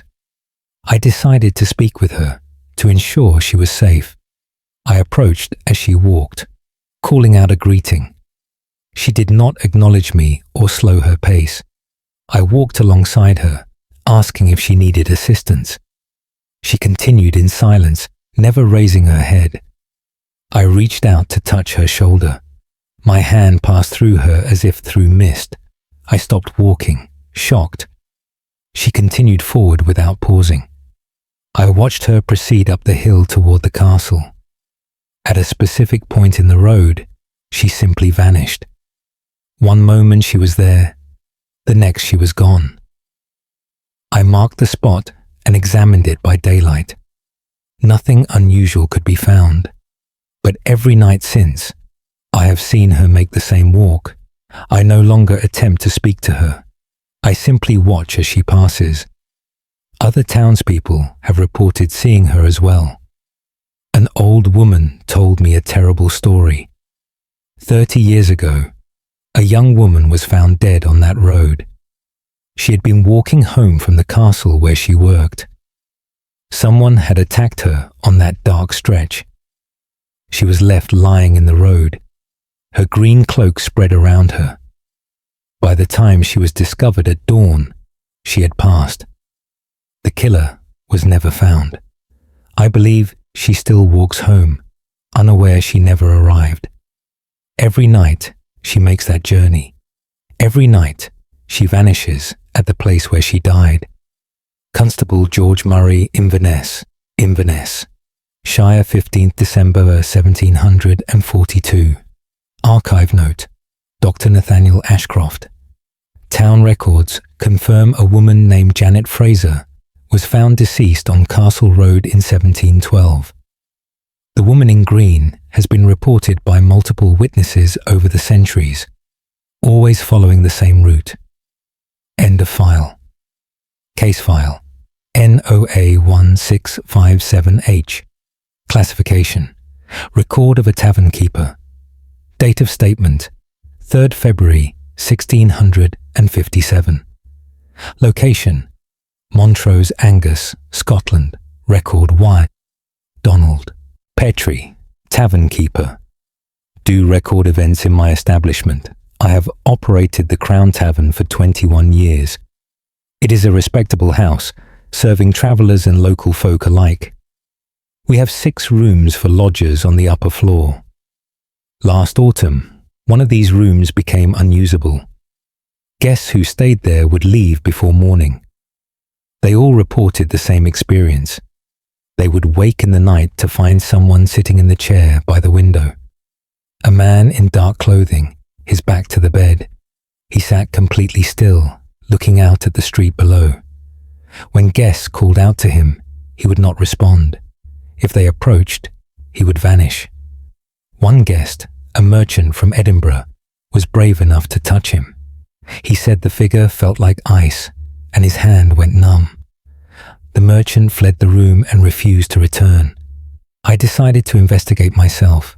I brought my wife, as she is braver than most men. We settled in the room at dusk and waited. We talked quietly, trying to stay awake. At midnight, the temperature in the room dropped sharply. We could see our breath in the candlelight. Then, we both felt it. A presence had entered the room. We looked at the chair by the window. A figure sat there, exactly as described. He wore a black coat and breeches, his hair tied back. We could not see his face, only his back. My wife stood and walked toward him. I tried to stop her, but she waved me away. She stood beside the chair and looked down at him. Her face went pale, and she backed away slowly. When she reached me, she grabbed my arm. "He has no face," she whispered. "Where his face should be, there is nothing." We watched the figure for perhaps 20 minutes. He never moved, never turned. He simply sat facing the window.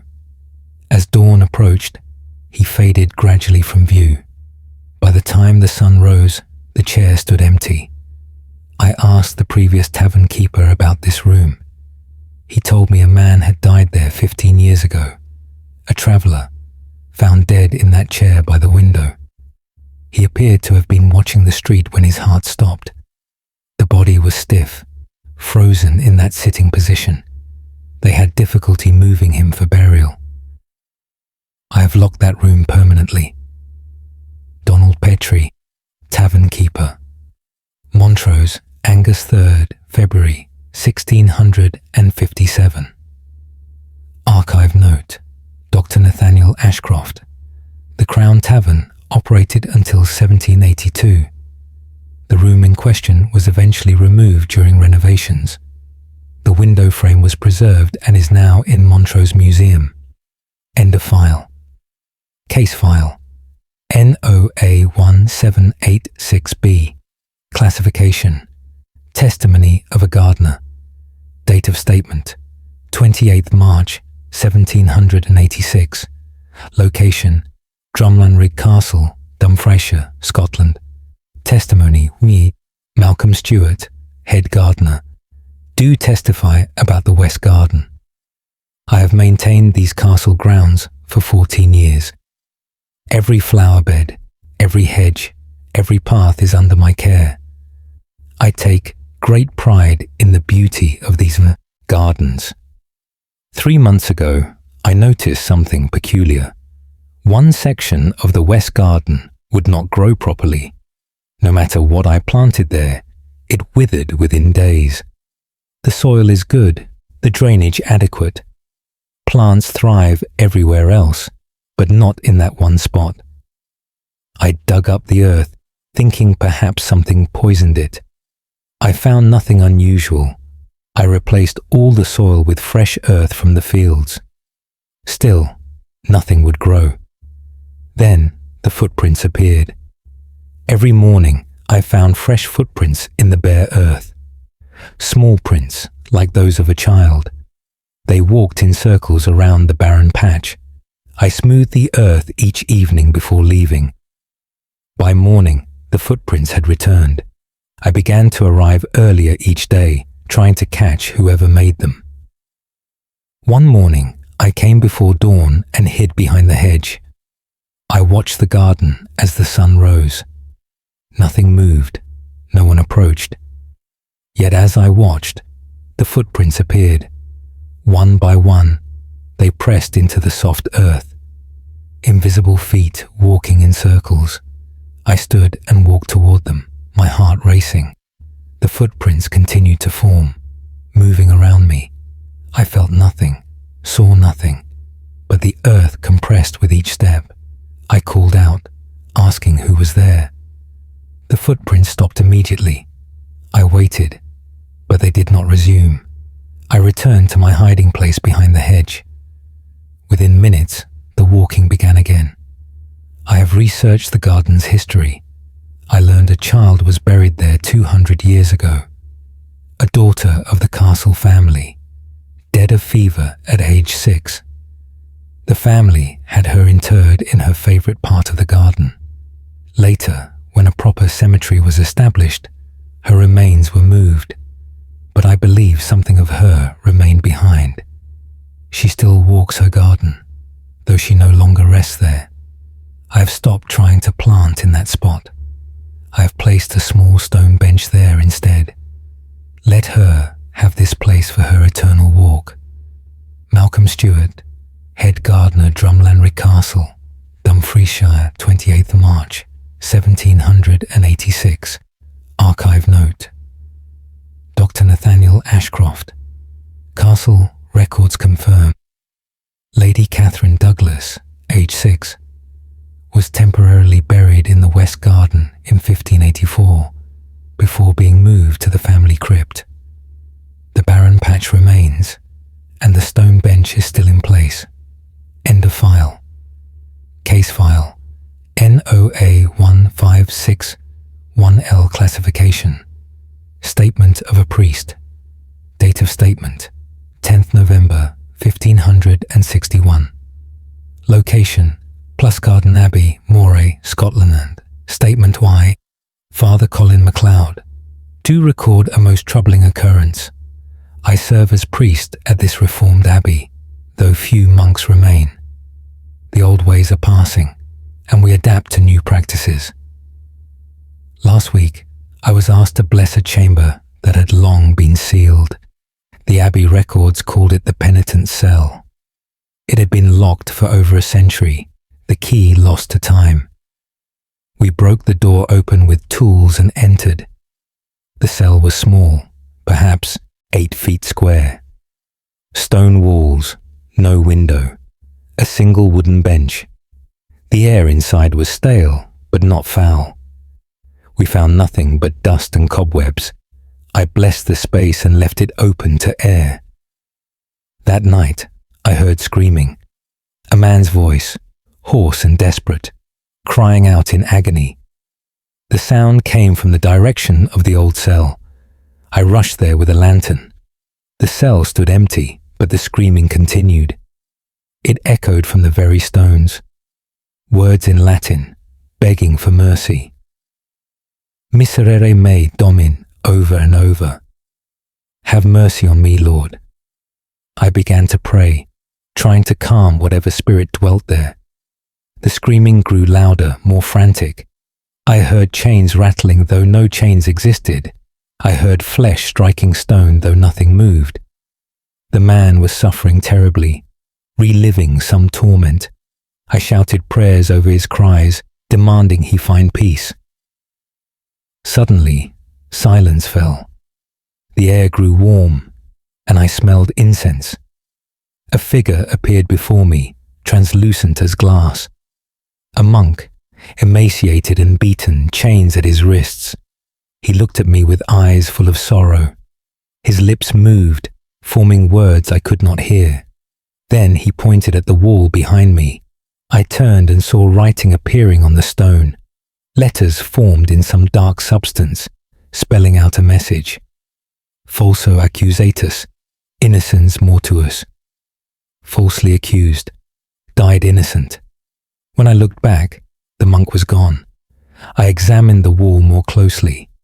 Behind loose stones, I found human bones. They had been walled up, hidden for over a century. I gave them proper burial in consecrated ground. The screaming has not returned.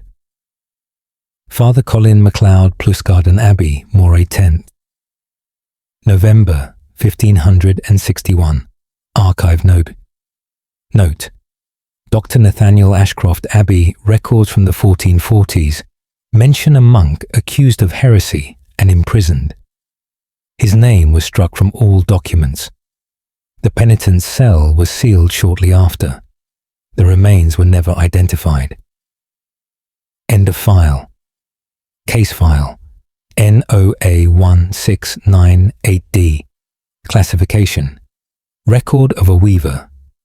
Date of statement: 21st May, 1698. Location: Paisley, Renfrewshire, Scotland.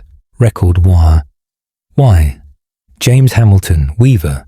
Do record events at my loom. I have practiced this craft for 27 years in the same workshop. My loom sits in the upper room of my house, where the light is good. I work alone most days, producing cloth for the merchants. 4 weeks ago, I began hearing the loom working at night. The familiar rhythm of the shuttle, back and forth, the creak of the frame, the click of the heddles. I assumed my eldest son was practicing his skills. I called out to him, but received no answer. I climbed the stairs to the workshop. The loom stood silent and empty, yet I had clearly heard it operating just moments before. I returned to bed, thinking exhaustion had deceived me. The next night, the sound returned, the steady rhythm of weaving continuing for hours. I went upstairs again and found the workshop dark. This time, I lit a candle and examined the loom. On the beam, I found freshly woven cloth, perhaps 2 yards of fine work, better than my own. The pattern was complex, the threads perfectly aligned. I had not woven this cloth. My son swore he had not touched the loom. I removed the fabric and kept it as evidence. That night, I hid in the workshop to observe. I crouched in the corner behind stacked wool. At midnight, I heard footsteps on the stairs. Someone entered the room, though I saw no one. The loom began to work. The shuttle flew across the warp, guided by invisible hands. The heddles lifted and fell in perfect rhythm. I watched thread feed through the loom, creating cloth. The weaver worked with incredible skill and speed. I could hear breathing, steady and focused. After an hour, I gathered my courage and spoke. "Who are you?" I asked into the darkness. The weaving stopped immediately. I heard a sigh, long and sad. Then a voice, barely a whisper. "I cannot rest until the work is finished." "What work?" I asked. "The wedding cloth," came the reply. "I promised it would be ready." I asked who she had promised. "My daughter," the voice said. "She was to be married." The loom began working again. I did not interrupt further. I watched the invisible weaver work until dawn. When the sun rose, the loom fell silent. On the beam lay the most beautiful cloth I had ever seen. White as snow, woven with an intricate pattern of flowers. I asked my neighbors about previous weavers in this house. An old woman told me a weaver named Margaret had lived here. She died suddenly while creating cloth for her daughter's wedding. The daughter never married, heartbroken by her mother's death. The wedding cloth was never completed. Until now, I have kept the cloth safe. The weaving has not resumed. James Hamilton, Weaver Paisley, Renfrewshire. 21st May, 1698. Archive note. Dr. Nathaniel Ashcroft. Records confirm Margaret Hamilton died in 1683 in this house.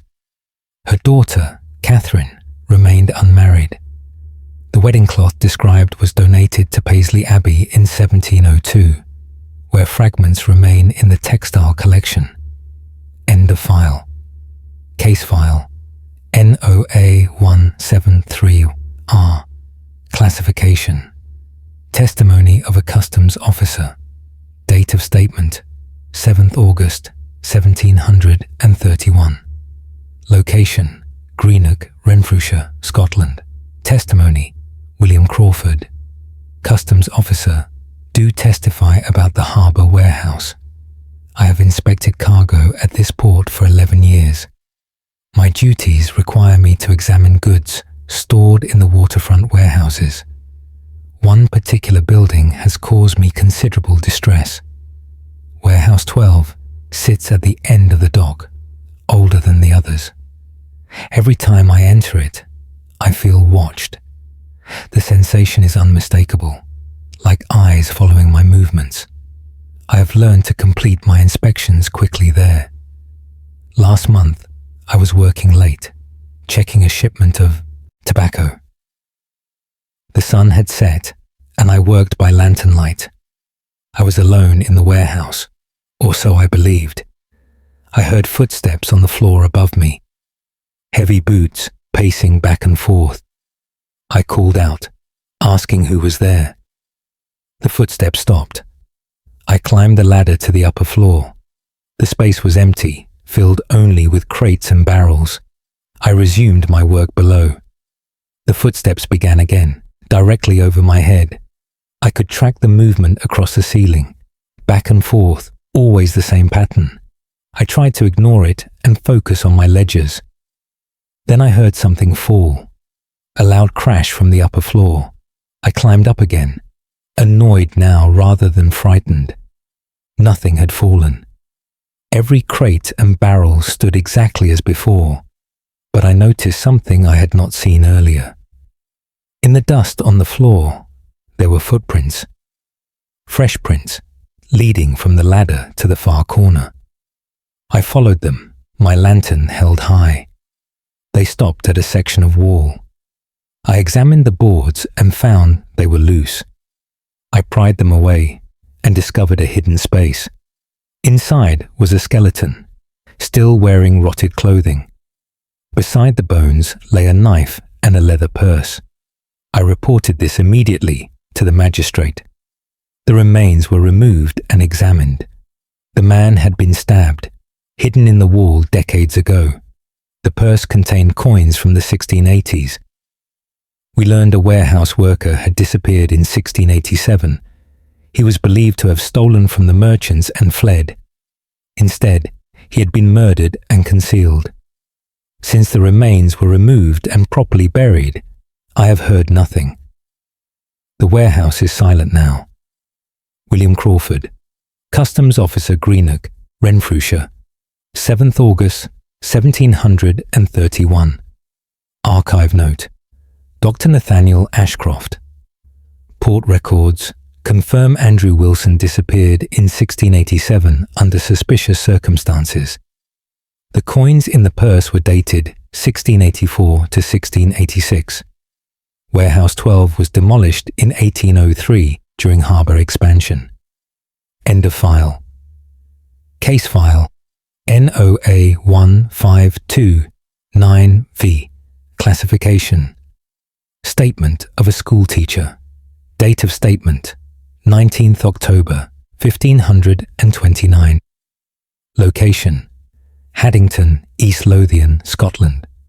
Statement 1. Mistress Eleanor Boyd, school teacher, do record events in my classroom. I have taught children in this town for 9 years. My school occupies a room in the old market hall. 20 children attend daily, learning their letters and numbers. Last month, a new student appeared among them, a girl of perhaps 8 years, with pale skin and dark hair. She sat in the back row, silent and attentive. I did not recall admitting her, but assumed her parents had enrolled her. She wore an old-fashioned dress, grey and plain. She never spoke, never played with the other children. She simply sat and watched the lessons. After a week, I realized none of the other children acknowledged her. They did not speak to her or sit beside her. It was as if she was not there. I asked the class who the new girl was. They looked at me with confusion. "What girl, mistress?" they asked. I pointed to the back row. The seat was empty, yet I could see her clearly, sitting there watching me. I dismissed the children early, badly shaken. I approached the girl's seat. She remained visible, her dark eyes fixed on my face. "What is your name?" I asked. She did not answer. "Why are you here?" Her mouth moved, but no sound came. She stood and walked toward the door. I followed her into the hall. She descended the stairs and walked out into the market square. I pursued her through the streets. She moved quickly, never looking back. She led me to the old kirkyard at the edge of town. She walked among the headstones and stopped at one. I approached and read the inscription. Margaret Boyd, aged 8 years, died 1489. The same surname as my own. I looked up, and the girl stood beside the grave. She pointed at the stone, then at herself. Then she vanished. I have researched my family history. Margaret was my great-great-grandmother's sister. She died of fever and was buried here. The family had intended to provide her with education. She died before she could attend school. I believe she comes now to learn what she was denied. She appears every day, sitting in that back row. I have stopped mentioning her to the other children. I teach my lessons and she listens. Perhaps death need not end all learning. Mistress Eleanor Boyd, school teacher Haddington, East Lothian, 19th October, 1529. Archive note, Dr. Nathaniel Ashcroft. Parish records confirm Margaret Boyd's death in 1489. The Market Hall School operated until 1650. Multiple teachers reported a quiet girl in old-fashioned dress attending classes.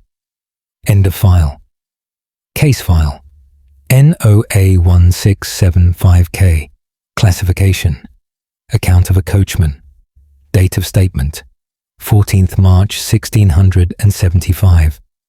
Location, Glenshee, Perthshire, Scotland. Account 1, Duncan Macpherson. Coachman, do record a terrifying journey. I have driven coaches through these mountains for 15 years. I know every pass, every dangerous turn, every safe stopping point. Last week, I was transporting 2 passengers from Perth to Aberdeen. We departed at dawn, expecting to reach our destination by nightfall. The weather was clear, the roads in good condition. We made excellent progress through the morning.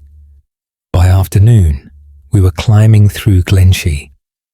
The road here is steep, winding through the high pass.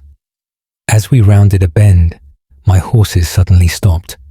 They refused to move forward, tossing their heads in fear. I urged them on, but they backed away from something I could not see. My passengers called out, asking why we had halted. I climbed down to investigate. The road ahead appeared clear, but my horses were terrified, their eyes rolling white. Then I felt it. A coldness in the air, like stepping into winter. The temperature dropped so, suddenly, I could see my breath. My passengers felt it too and emerged from the coach. We stood on that mountain road, shivering in unexpected cold. Then we heard the sound. Horses approaching at great speed, the thunder of hooves on stone growing louder. We looked up the road but saw nothing. The sound came closer, unmistakably heading toward us. We heard a driver shouting, wheels clattering. I pulled my horses aside off the road. My passengers pressed against the cliff face. The phantom coach rushed past us. We felt the wind of its passage, dust rose from the road where wheels rolled, but we saw nothing, only empty air. The sound continued down the mountain, fading into the distance. My horses were trembling, covered in sweat. My passengers were white with fear. One woman began to cry. An old man who lived near the pass came walking up the road. He had seen us stopped and came to offer help. I told him what we had experienced. He nodded grimly. "The ghost coach," he said. It runs this road every few months. He told us a coach had crashed here 20 years ago. The driver lost control on the steep descent. The coach went over the edge, falling hundreds of feet. All aboard were killed instantly. The wreckage was never fully recovered. The old man said the coach runs the road still, always traveling too fast, always heading down. Forever repeating that final fatal journey. We waited an hour before continuing. I drove slowly, my hands shaking on the reins. We reached Aberdeen safely, but I will not forget that sound. Duncan Macpherson, Coachman Glenshee, Perthshire, 14th March, 1675. Archive note: Dr. Nathaniel Ashcroft. Records confirm a coaching accident in Glenshee Pass in 1655, with 4 fatalities. The phantom coach has been reported by travellers for over 3 centuries. Modern drivers describe hearing horse hooves on the same stretch of road. End of file. Case file NOA 1768M. Classification: Record of a lighthouse keeper. Date of statement: 1st December 1768. Location: Bell Rock, Firth of Forth, Scotland. Record bore: Samuel Pratt. Lighthouse keeper. Do record events at the beacon. I have maintained this light for 6 years. The work is demanding, as the rock is covered at high tide. I must time my work carefully to avoid being stranded. My relief comes every 2 weeks. Bringing supplies. 3 months ago, I began seeing lights in the water at night. Small points of light, moving beneath the waves. At first, I thought they were reflections from my beacon, but they moved independently, circling the rock. I counted as many as 20 lights on some nights. They would rise toward the surface, then sink into the depths. Their pattern seemed purposeful, not random. I mentioned this to my relief keeper. He dismissed it as phosphorescence or strange fish, but I have seen phosphorescence before. These lights were different, brighter and more deliberate. Last week, I was tending the beacon at midnight. The tide was low, exposing the full expanse of rock. I heard singing, voices rising from the water, harmonizing in an unearthly manner. I looked down and saw figures on the rocks below. Women, or what appeared to be women. Their skin gleamed wet in the moonlight. They sat on the barnacle-covered stones, combing their hair. There were perhaps a dozen of them. They sang together, their voices beautiful and strange.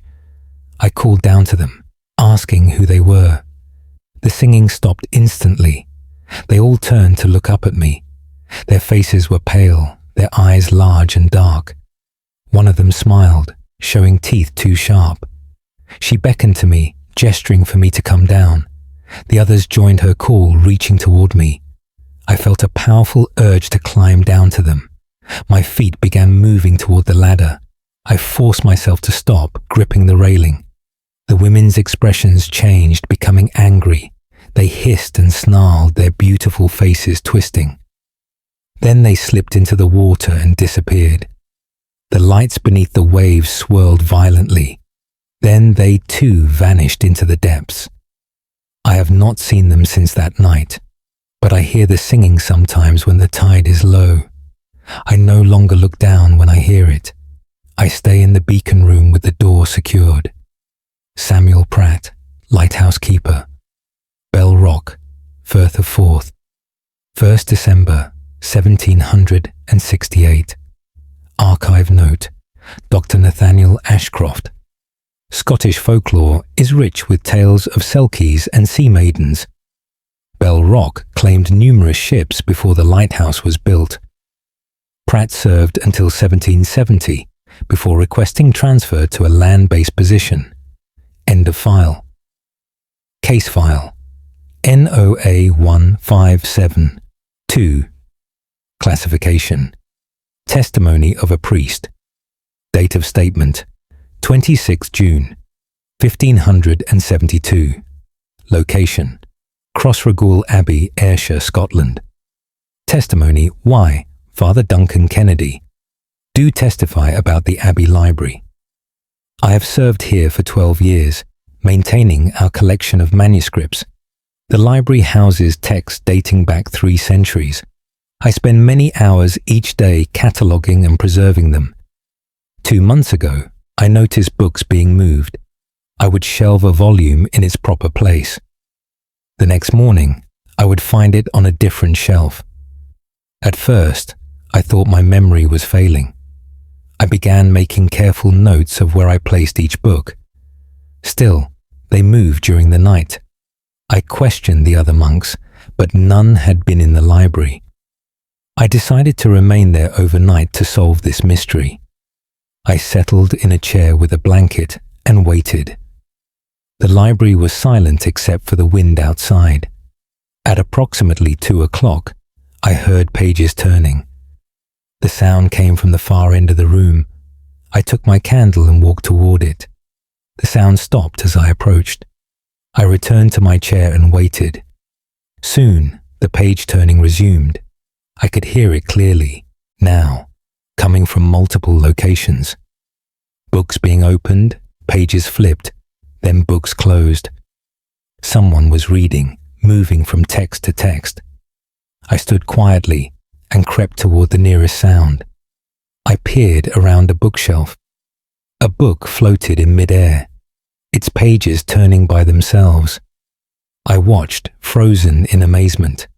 The pages flipped steadily, as if invisible eyes read them. When the book reached its end, it closed and returned to the shelf. Another volume slid out and opened. I stepped into the aisle. "Who is there?" I whispered. All sound stopped. The floating book dropped to the floor. Then I heard a voice. "Forgive me, Father," it said. "I meant no harm. I only wished to read." I asked who spoke. "Brother Anselm," came the reply. "I was librarian here before you." I knew of Brother Anselm. He had died 8 years ago, falling from a ladder in this very room. He had been retrieving a manuscript from the highest shelf. "Why do you remain?" I asked. "I have not finished reading," he said simply. "There is so much knowledge here." Death came too soon. I told him he was welcome to continue his studies. Since that night, books still move. I find volumes opened on reading desks each morning. Always different texts, on philosophy, theology, natural history. Brother Anselm continues his eternal education. I leave candles burning for him, though he needs no light. Father Duncan Kennedy, Crossraguel Abbey, Ayrshire, 26th June, 1572.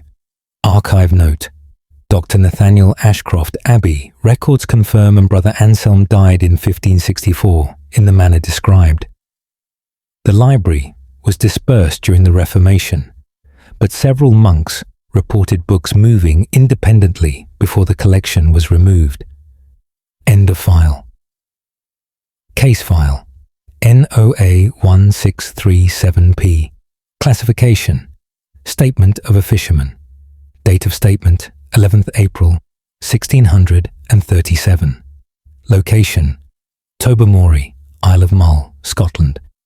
Statement Y: Callum MacDonald, fisherman. Do record what I witnessed on the water.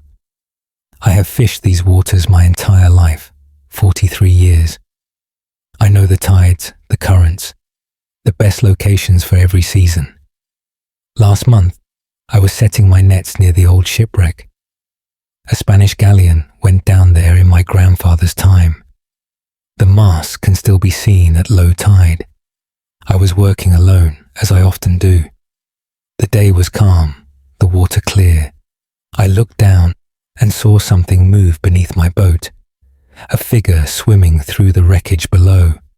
I assumed it was a seal or large fish, but then it surfaced beside my boat. A man's head broke the water, gasping for air. He wore strange clothing, foreign in style. His face was pale, his hair plastered to his skull. He reached for my boat, trying to pull himself up. I grabbed his arm to help him. His skin was ice cold, like touching snow. I pulled, but he was impossibly heavy. He spoke to me in a language I did not know. Spanish, I think, or something similar. His eyes were wide with panic. He kept pointing down at the wreck. Then he sank beneath the surface again. I leaned over, searching for him. I saw him swimming back down toward the sunken ship. He reached the deck and disappeared into the hull. I waited for him to resurface. Minutes passed, then an hour. He did not return. I sailed back to port and reported what I had seen. The harbour master told me I was not the first. Other fishermen have reported seeing Spanish sailors. They appear near the wreck, always trying to reach the surface, always sinking back down before they can be rescued. The harbour master said there were 200 men on that ship. Most went down with her when she sank. Their bodies were never recovered. He believes they are still trying to escape. I have not fished near the wreck since. Callum MacDonald, Fisherman Tobermory, Isle of Mull, 11th April, 1637. Archive note: Dr. Nathaniel Ashcroft. The San Juan de Sicilia sank in Tobermory Bay in 1588, part of the Spanish Armada. Approximately 350 men were lost. Similar sightings continue to be reported by divers and fishermen near the wreck site. End of file. Case file NOA 1714. S classification. Account of a stablemaster. Date of statement 22nd September 1714. Location: Scone Palace, Perthshire. Scotland. Account 1. Robert Aitken, stablemaster. Do record events in the old stables. I have managed these stables for 19 years. We house 40 horses for the estate, all well cared for. The original stable building dates back 2 centuries. We use it for storage now, as it is partially ruined. Last month, I heard horses in that old building. The sound of hooves on cobblestones, horses moving in stalls. I went to investigate, thinking someone had moved animals there.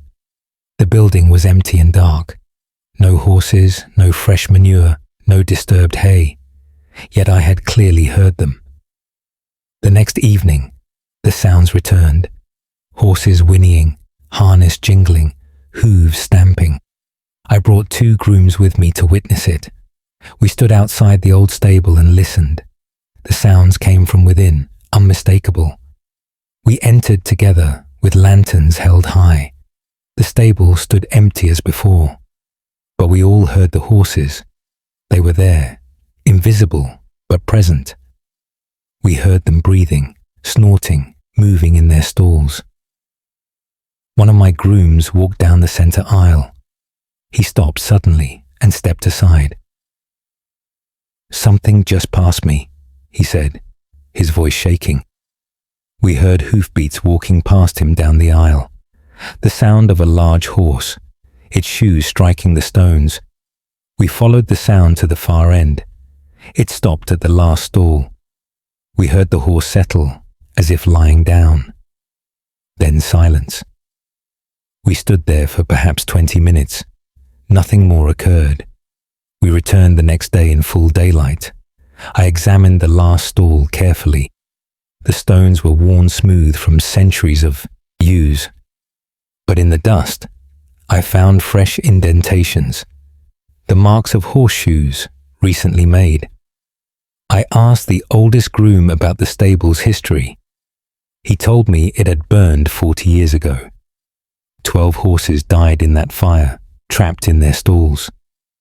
The building was partially rebuilt, but never fully restored. Since then, people reported hearing horses there. Always at night, always the same sounds. I believe those 12 horses still occupy their stalls. They died frightened and confused. Perhaps they do not understand they are free to leave. Robert Aitken, Stablemaster, Scone Palace, Perthshire, 22nd September 1714. Archive note: Dr. Nathaniel Ashcroft Estate. Records confirm a stable fire in 1674, with significant horse casualties. The old stable building was demolished in 1802. Before demolition, ground staff continued to report phantom horses. End of file. Case file NOA 15968H. Classification: Record of a merchant date. Of statement: 6th July 1596. Location: Stirling, Stirlingshire, Scotland. Record Y. Alexander Graham, merchant. Do record events at my shop. I have sold goods in this town for 16 years. My shop occupies the ground floor of an old building. Above me are living quarters, currently empty. I have considered renting them, but have not found suitable tenants. 3 months ago, I began hearing footsteps overhead, someone walking through the empty rooms. I assumed vagrants had broken in.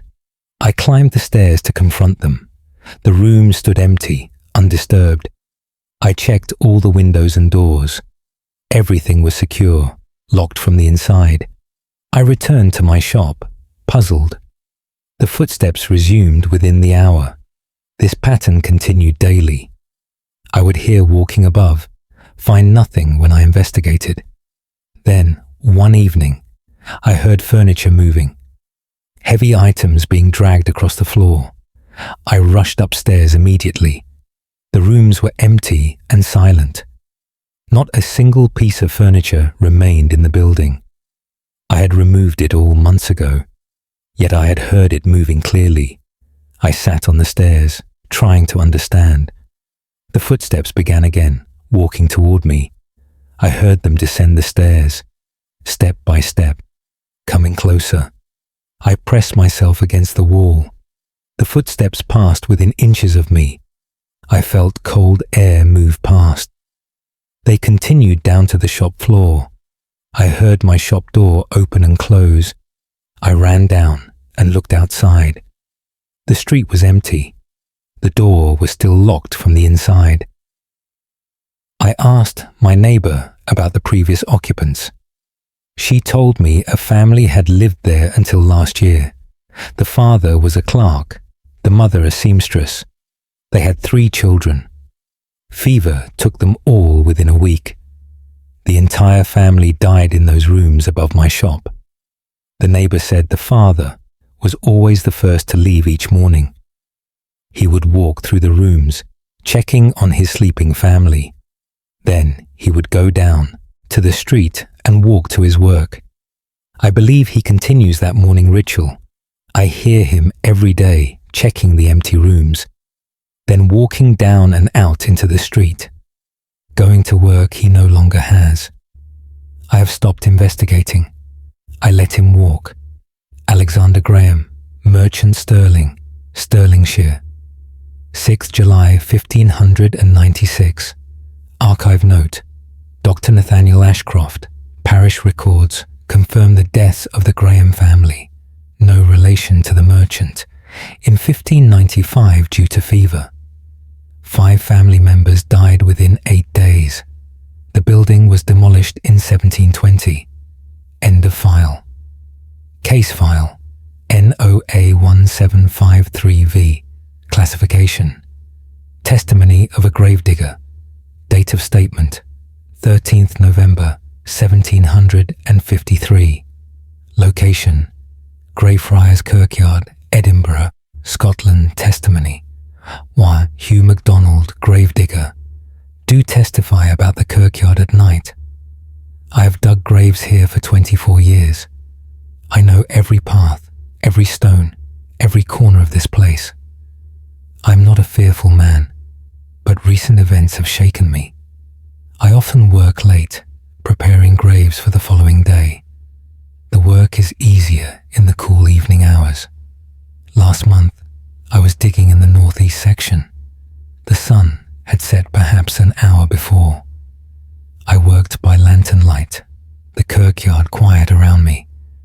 I heard footsteps approaching on the gravel path. I assumed the sexton was checking on my progress. I looked up but saw no one. The footsteps continued, coming closer. Crunch, crunch, crunch on the gravel.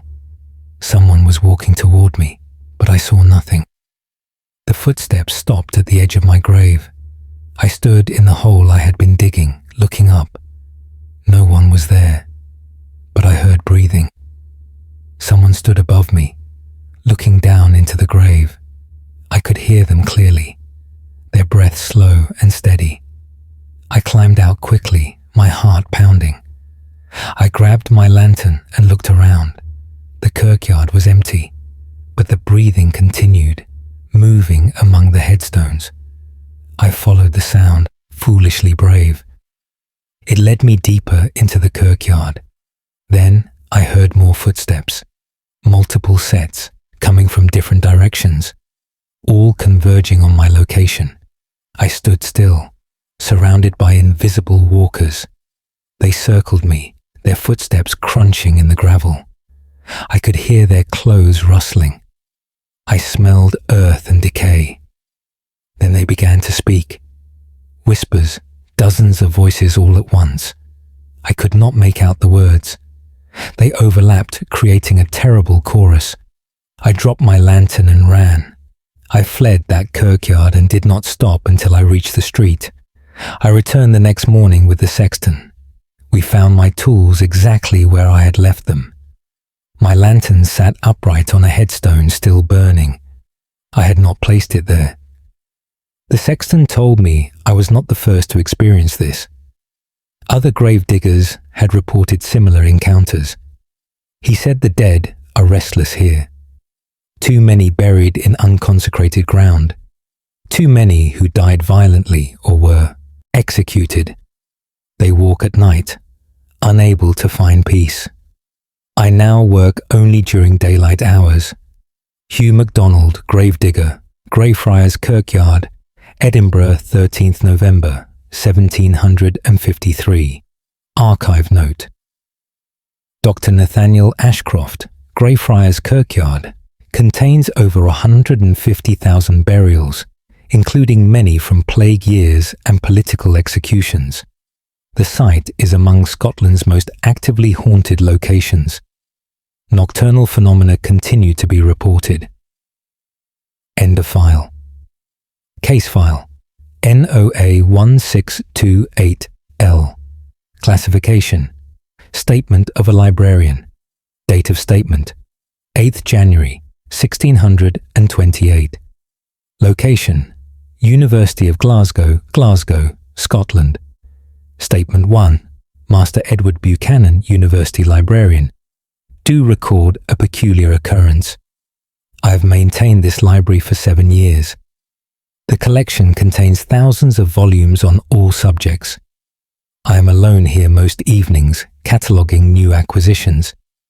Last week, I was working late on a theological manuscript. The hour was approaching midnight. I heard someone coughing. A dry, persistent cough coming from the history section. I called out, asking who remained in the library. The coughing stopped. I walked to the history section and found it empty. I returned to my desk. The coughing resumed, now from a different location. I followed it to the philosophy shelves. Again, no one was there. This continued for perhaps 20 minutes. The cough would sound, I would investigate, finding nothing. Finally, I called out in frustration. "Show yourself," I demanded. I heard footsteps approaching, slow, shuffling steps. A figure emerged from between the shelves, an old man in academic robes, his face gaunt and pale. He looked at me with tired eyes. "Forgive me," he said quietly. "I do not mean to disturb you." I asked who he was. "Professor Dalrymple," he replied. "I taught theology here." I knew that name. Professor Dalrymple had died 5 years ago, He had collapsed in this library while researching. "Why are you here?" I asked. He smiled sadly. "I am looking for something," he said. "A reference I need to complete my work. I was so close to finishing my treatise." He turned and walked back into the stacks. I followed, my candle held before me. He stopped at a shelf and ran his finger along the spines. "It should be here," he murmured, "but I cannot find it." He pulled out a volume and opened it.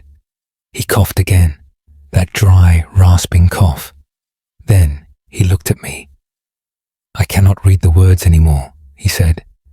"They blur before my eyes. Will you help me?" I approached slowly. He handed me the book. I looked down at the open pages. They were blank. When I looked up, he was gone. The book in my hands was a theology text from the previous century. I checked the library records. Professor Dalrymple had requested this exact volume the day he died. It was never returned to the shelf.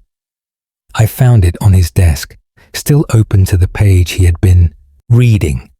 I believe he searches for it still.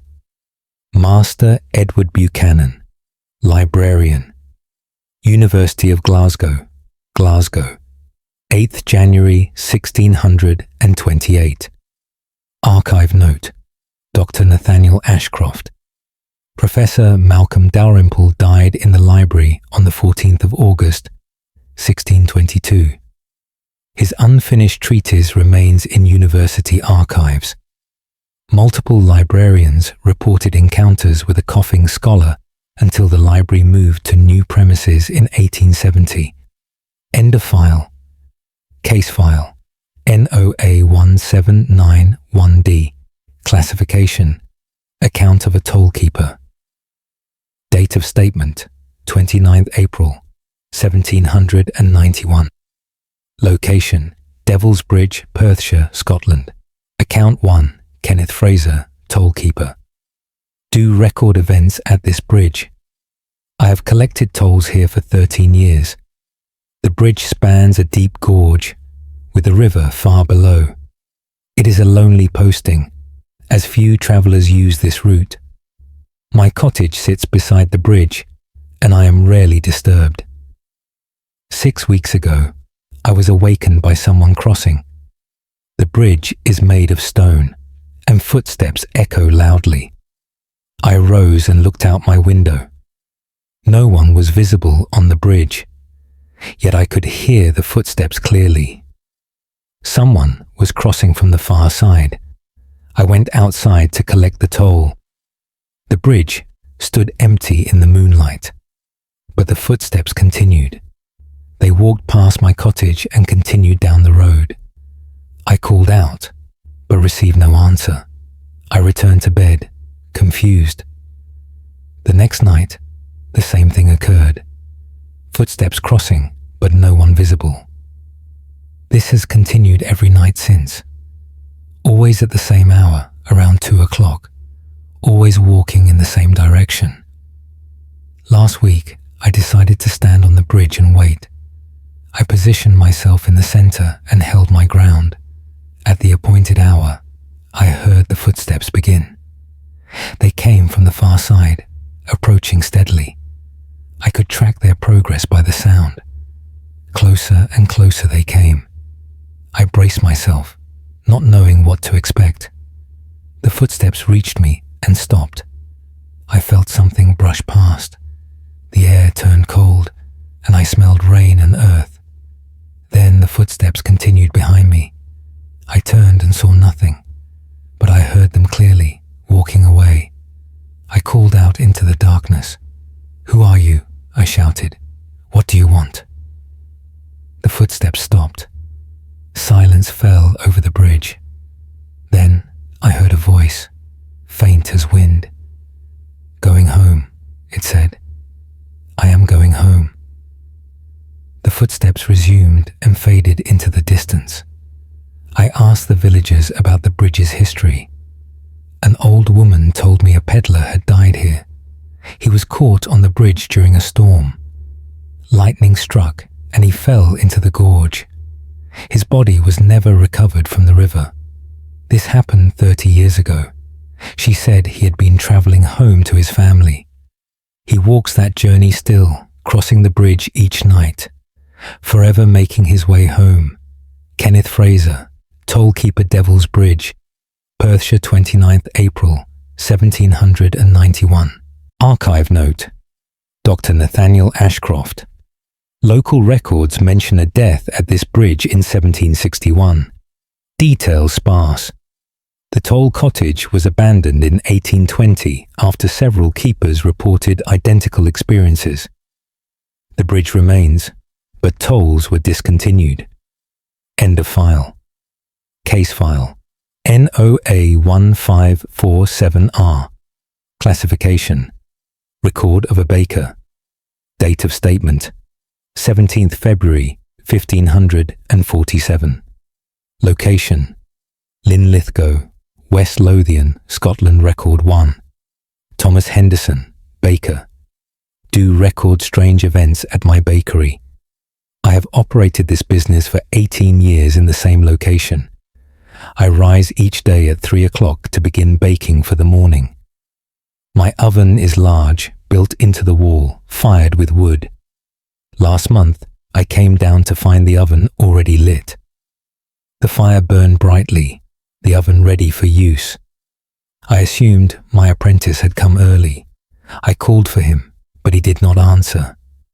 I searched the bakery and found no one. My apprentice arrived an hour later, surprised to see the fire going. He swore he had not been there earlier. I questioned him closely, but he insisted on his innocence. The next morning, the same thing occurred. I arrived to find the oven lit and ready. This continued for a week. Every morning, someone lit my oven before I arrived. I decided to come earlier, to catch whoever was doing this. I crept down the stairs at 2 o'clock. Light flickered from the bakery below. I descended quietly and peered through the doorway. A woman stood at my oven, stoking the fire. She wore simple clothing, her hair tied back. She worked with practiced efficiency. I watched her add wood, adjust the flames, check the temperature. She moved exactly as I did, performing the same routine. I stepped into the room. "Excuse me," I said. She did not react. She continued working, oblivious to my presence. I approached closer. "This is my bakery," I said more loudly. She turned toward me. Her face was kind, but sad. She looked through me, not at me. Then she faded like morning mist. One moment she was there, the next she was gone. But the fire she had built continued to burn. I stood alone in my bakery, trembling. The next day, I asked my landlord about the building. He told me a baker had worked here before me, a woman, widowed young, who supported herself with this trade. She died 10 years ago, right here in the bakery. She collapsed beside the oven while working. My landlord said she loved her work. It was all she had after her husband died. I believe she continues it still. Every morning, she comes to light the fire. I no longer arrive early. I let her have those quiet hours before dawn. Thomas Henderson, Baker, Linlithgow, West Lothian, 17th February, 1547. Archive note: Dr. Nathaniel Ashcroft. Records confirm a female baker named Catherine Henderson, no relation, operated at this location until her death in 1537. The bakery continued operation until 1682. All subsequent bakers reported unexplained fires. End of file. Case file NOA 1684K. Classification: Testimony of a shepherd. Date of statement: 12th August 1684. Location: Lammermoor Hills, East Lothian, Scotland. Testimony: 1. William Scott, shepherd. Do testify about the old cairn. I have tended sheep in these hills for 37 years. There is an ancient burial cairn on the highest point. Stones piled in a great mound, older than memory. I have passed it countless times without incident. Last month, I sheltered there during a sudden storm. I crouched on the lee side out of the wind. The rain fell heavily and lightning split the sky. As I waited for the storm to pass, I heard singing. A man's voice, deep and resonant. The words were strange, in no language I knew. I looked around, but saw no one. The singing came from inside the cairn, from within the ancient stones themselves. The voice rose and fell, chanting in that unknown tongue. I pressed my ear against the rocks. The singing was clearer now. It was not one voice, but many. A chorus of men singing together. The sound filled my head until I thought I would go mad. I stumbled away from the cairn. The singing followed me. It echoed across the hills, carried on the wind. I covered my ears, but it made no difference. The voices continued relentless. Then the storm broke and the singing stopped. Silence fell over the hills. I stood there shaking, rain streaming down my face. I have not approached that cairn since. But on stormy nights, I hear the singing. It drifts across the hills from that ancient mound. My dogs hear it too and whine in fear. I asked the oldest folk in the village about the cairn. They said it marks a battle site from ancient times. Warriors were buried there after a great slaughter. The singing, they said, is their war chant. They sing still, waiting for a battle that will never come. William Scott, Shepherd Lammermuir Hills, East Lothian, 12th August, 1684. Archive note, Dr. Nathaniel Ashcroft. The cairn described dates to Bronze Age, approximately 3,000 years old. Archaeological surveys confirm multiple burials. Local traditions associate the site with ancient warfare. Singing reported by shepherds for centuries. End of file. Case file NOA 1726F. Classification. Statement of a curate. Date of statement 4th May 1726. Location Arbroath Abbey, Angus, Scotland. Statement Y. Reverend James Mitchell, curate. Do record events in the Abbey ruins. I was assigned to oversee these remains after the Reformation. Though the monks are gone, the site requires maintenance. I visit weekly to ensure no damage occurs. The Abbey is largely ruins now, open to the sky. Only fragments of walls remain, and the great rose window. Last month, I was walking through the cloister. I heard a bell ringing. The Abbey bell, which was removed decades ago. The sound was clear and strong, calling faithful to prayer. I looked up at the empty bell tower. Nothing hung there, only empty air. Yet the bell continued ringing. I stood listening, unable to comprehend. The ringing stopped after perhaps 2 minutes. Then I heard footsteps, many footsteps, all around me. The sound of monks walking to their service. Sandals on stone, robes rustling. I saw no one, but I heard them clearly. They filed past me on all sides. I felt them brush against me as they passed. The air moved with their passage. I smelled incense, strong and sweet.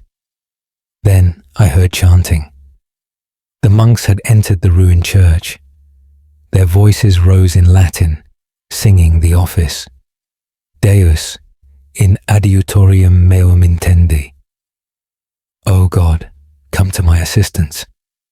The chant echoed through the empty ruins. I walked to where the altar once stood. I saw nothing, but I felt their presence. Dozens of monks gathered for prayer. Their voices filled the roofless church. The Latin phrases were perfect, the harmony beautiful. I stood among them, an intruder in their service. The chanting continued for perhaps 30 minutes. Then, as if at a signal, it stopped. I heard movement as they departed. Footsteps leaving the church, returning to their cloisters. Gradually, the sounds faded. Silence returned to the ruins. I stood alone with the wind and the gulls. But I knew what I had heard. The monks continued their prayers. Dissolution could not end their devotion. Reverend James Mitchell, Curate Arbroath Abbey, Angersforth, May, 1726. Archive note. Dr. Nathaniel Ashcroft, Arbroath Abbey, was founded in 1178 and dissolved in 1560. The bell was removed in 1641. Multiple visitors over centuries report hearing chanting and bells. The ruins remain a site of unexplained acoustic phenomena. End of file. Case closed to public record. The original document remains sealed within the vaults of the British Museum. The NOA archive remains committed to documenting phenomena that defy conventional understanding. These cases are submitted for academic review and further investigation. Further access requires written authorization or curiosity strong enough to ignore the warnings. Until next time, these are the National Occult Archives.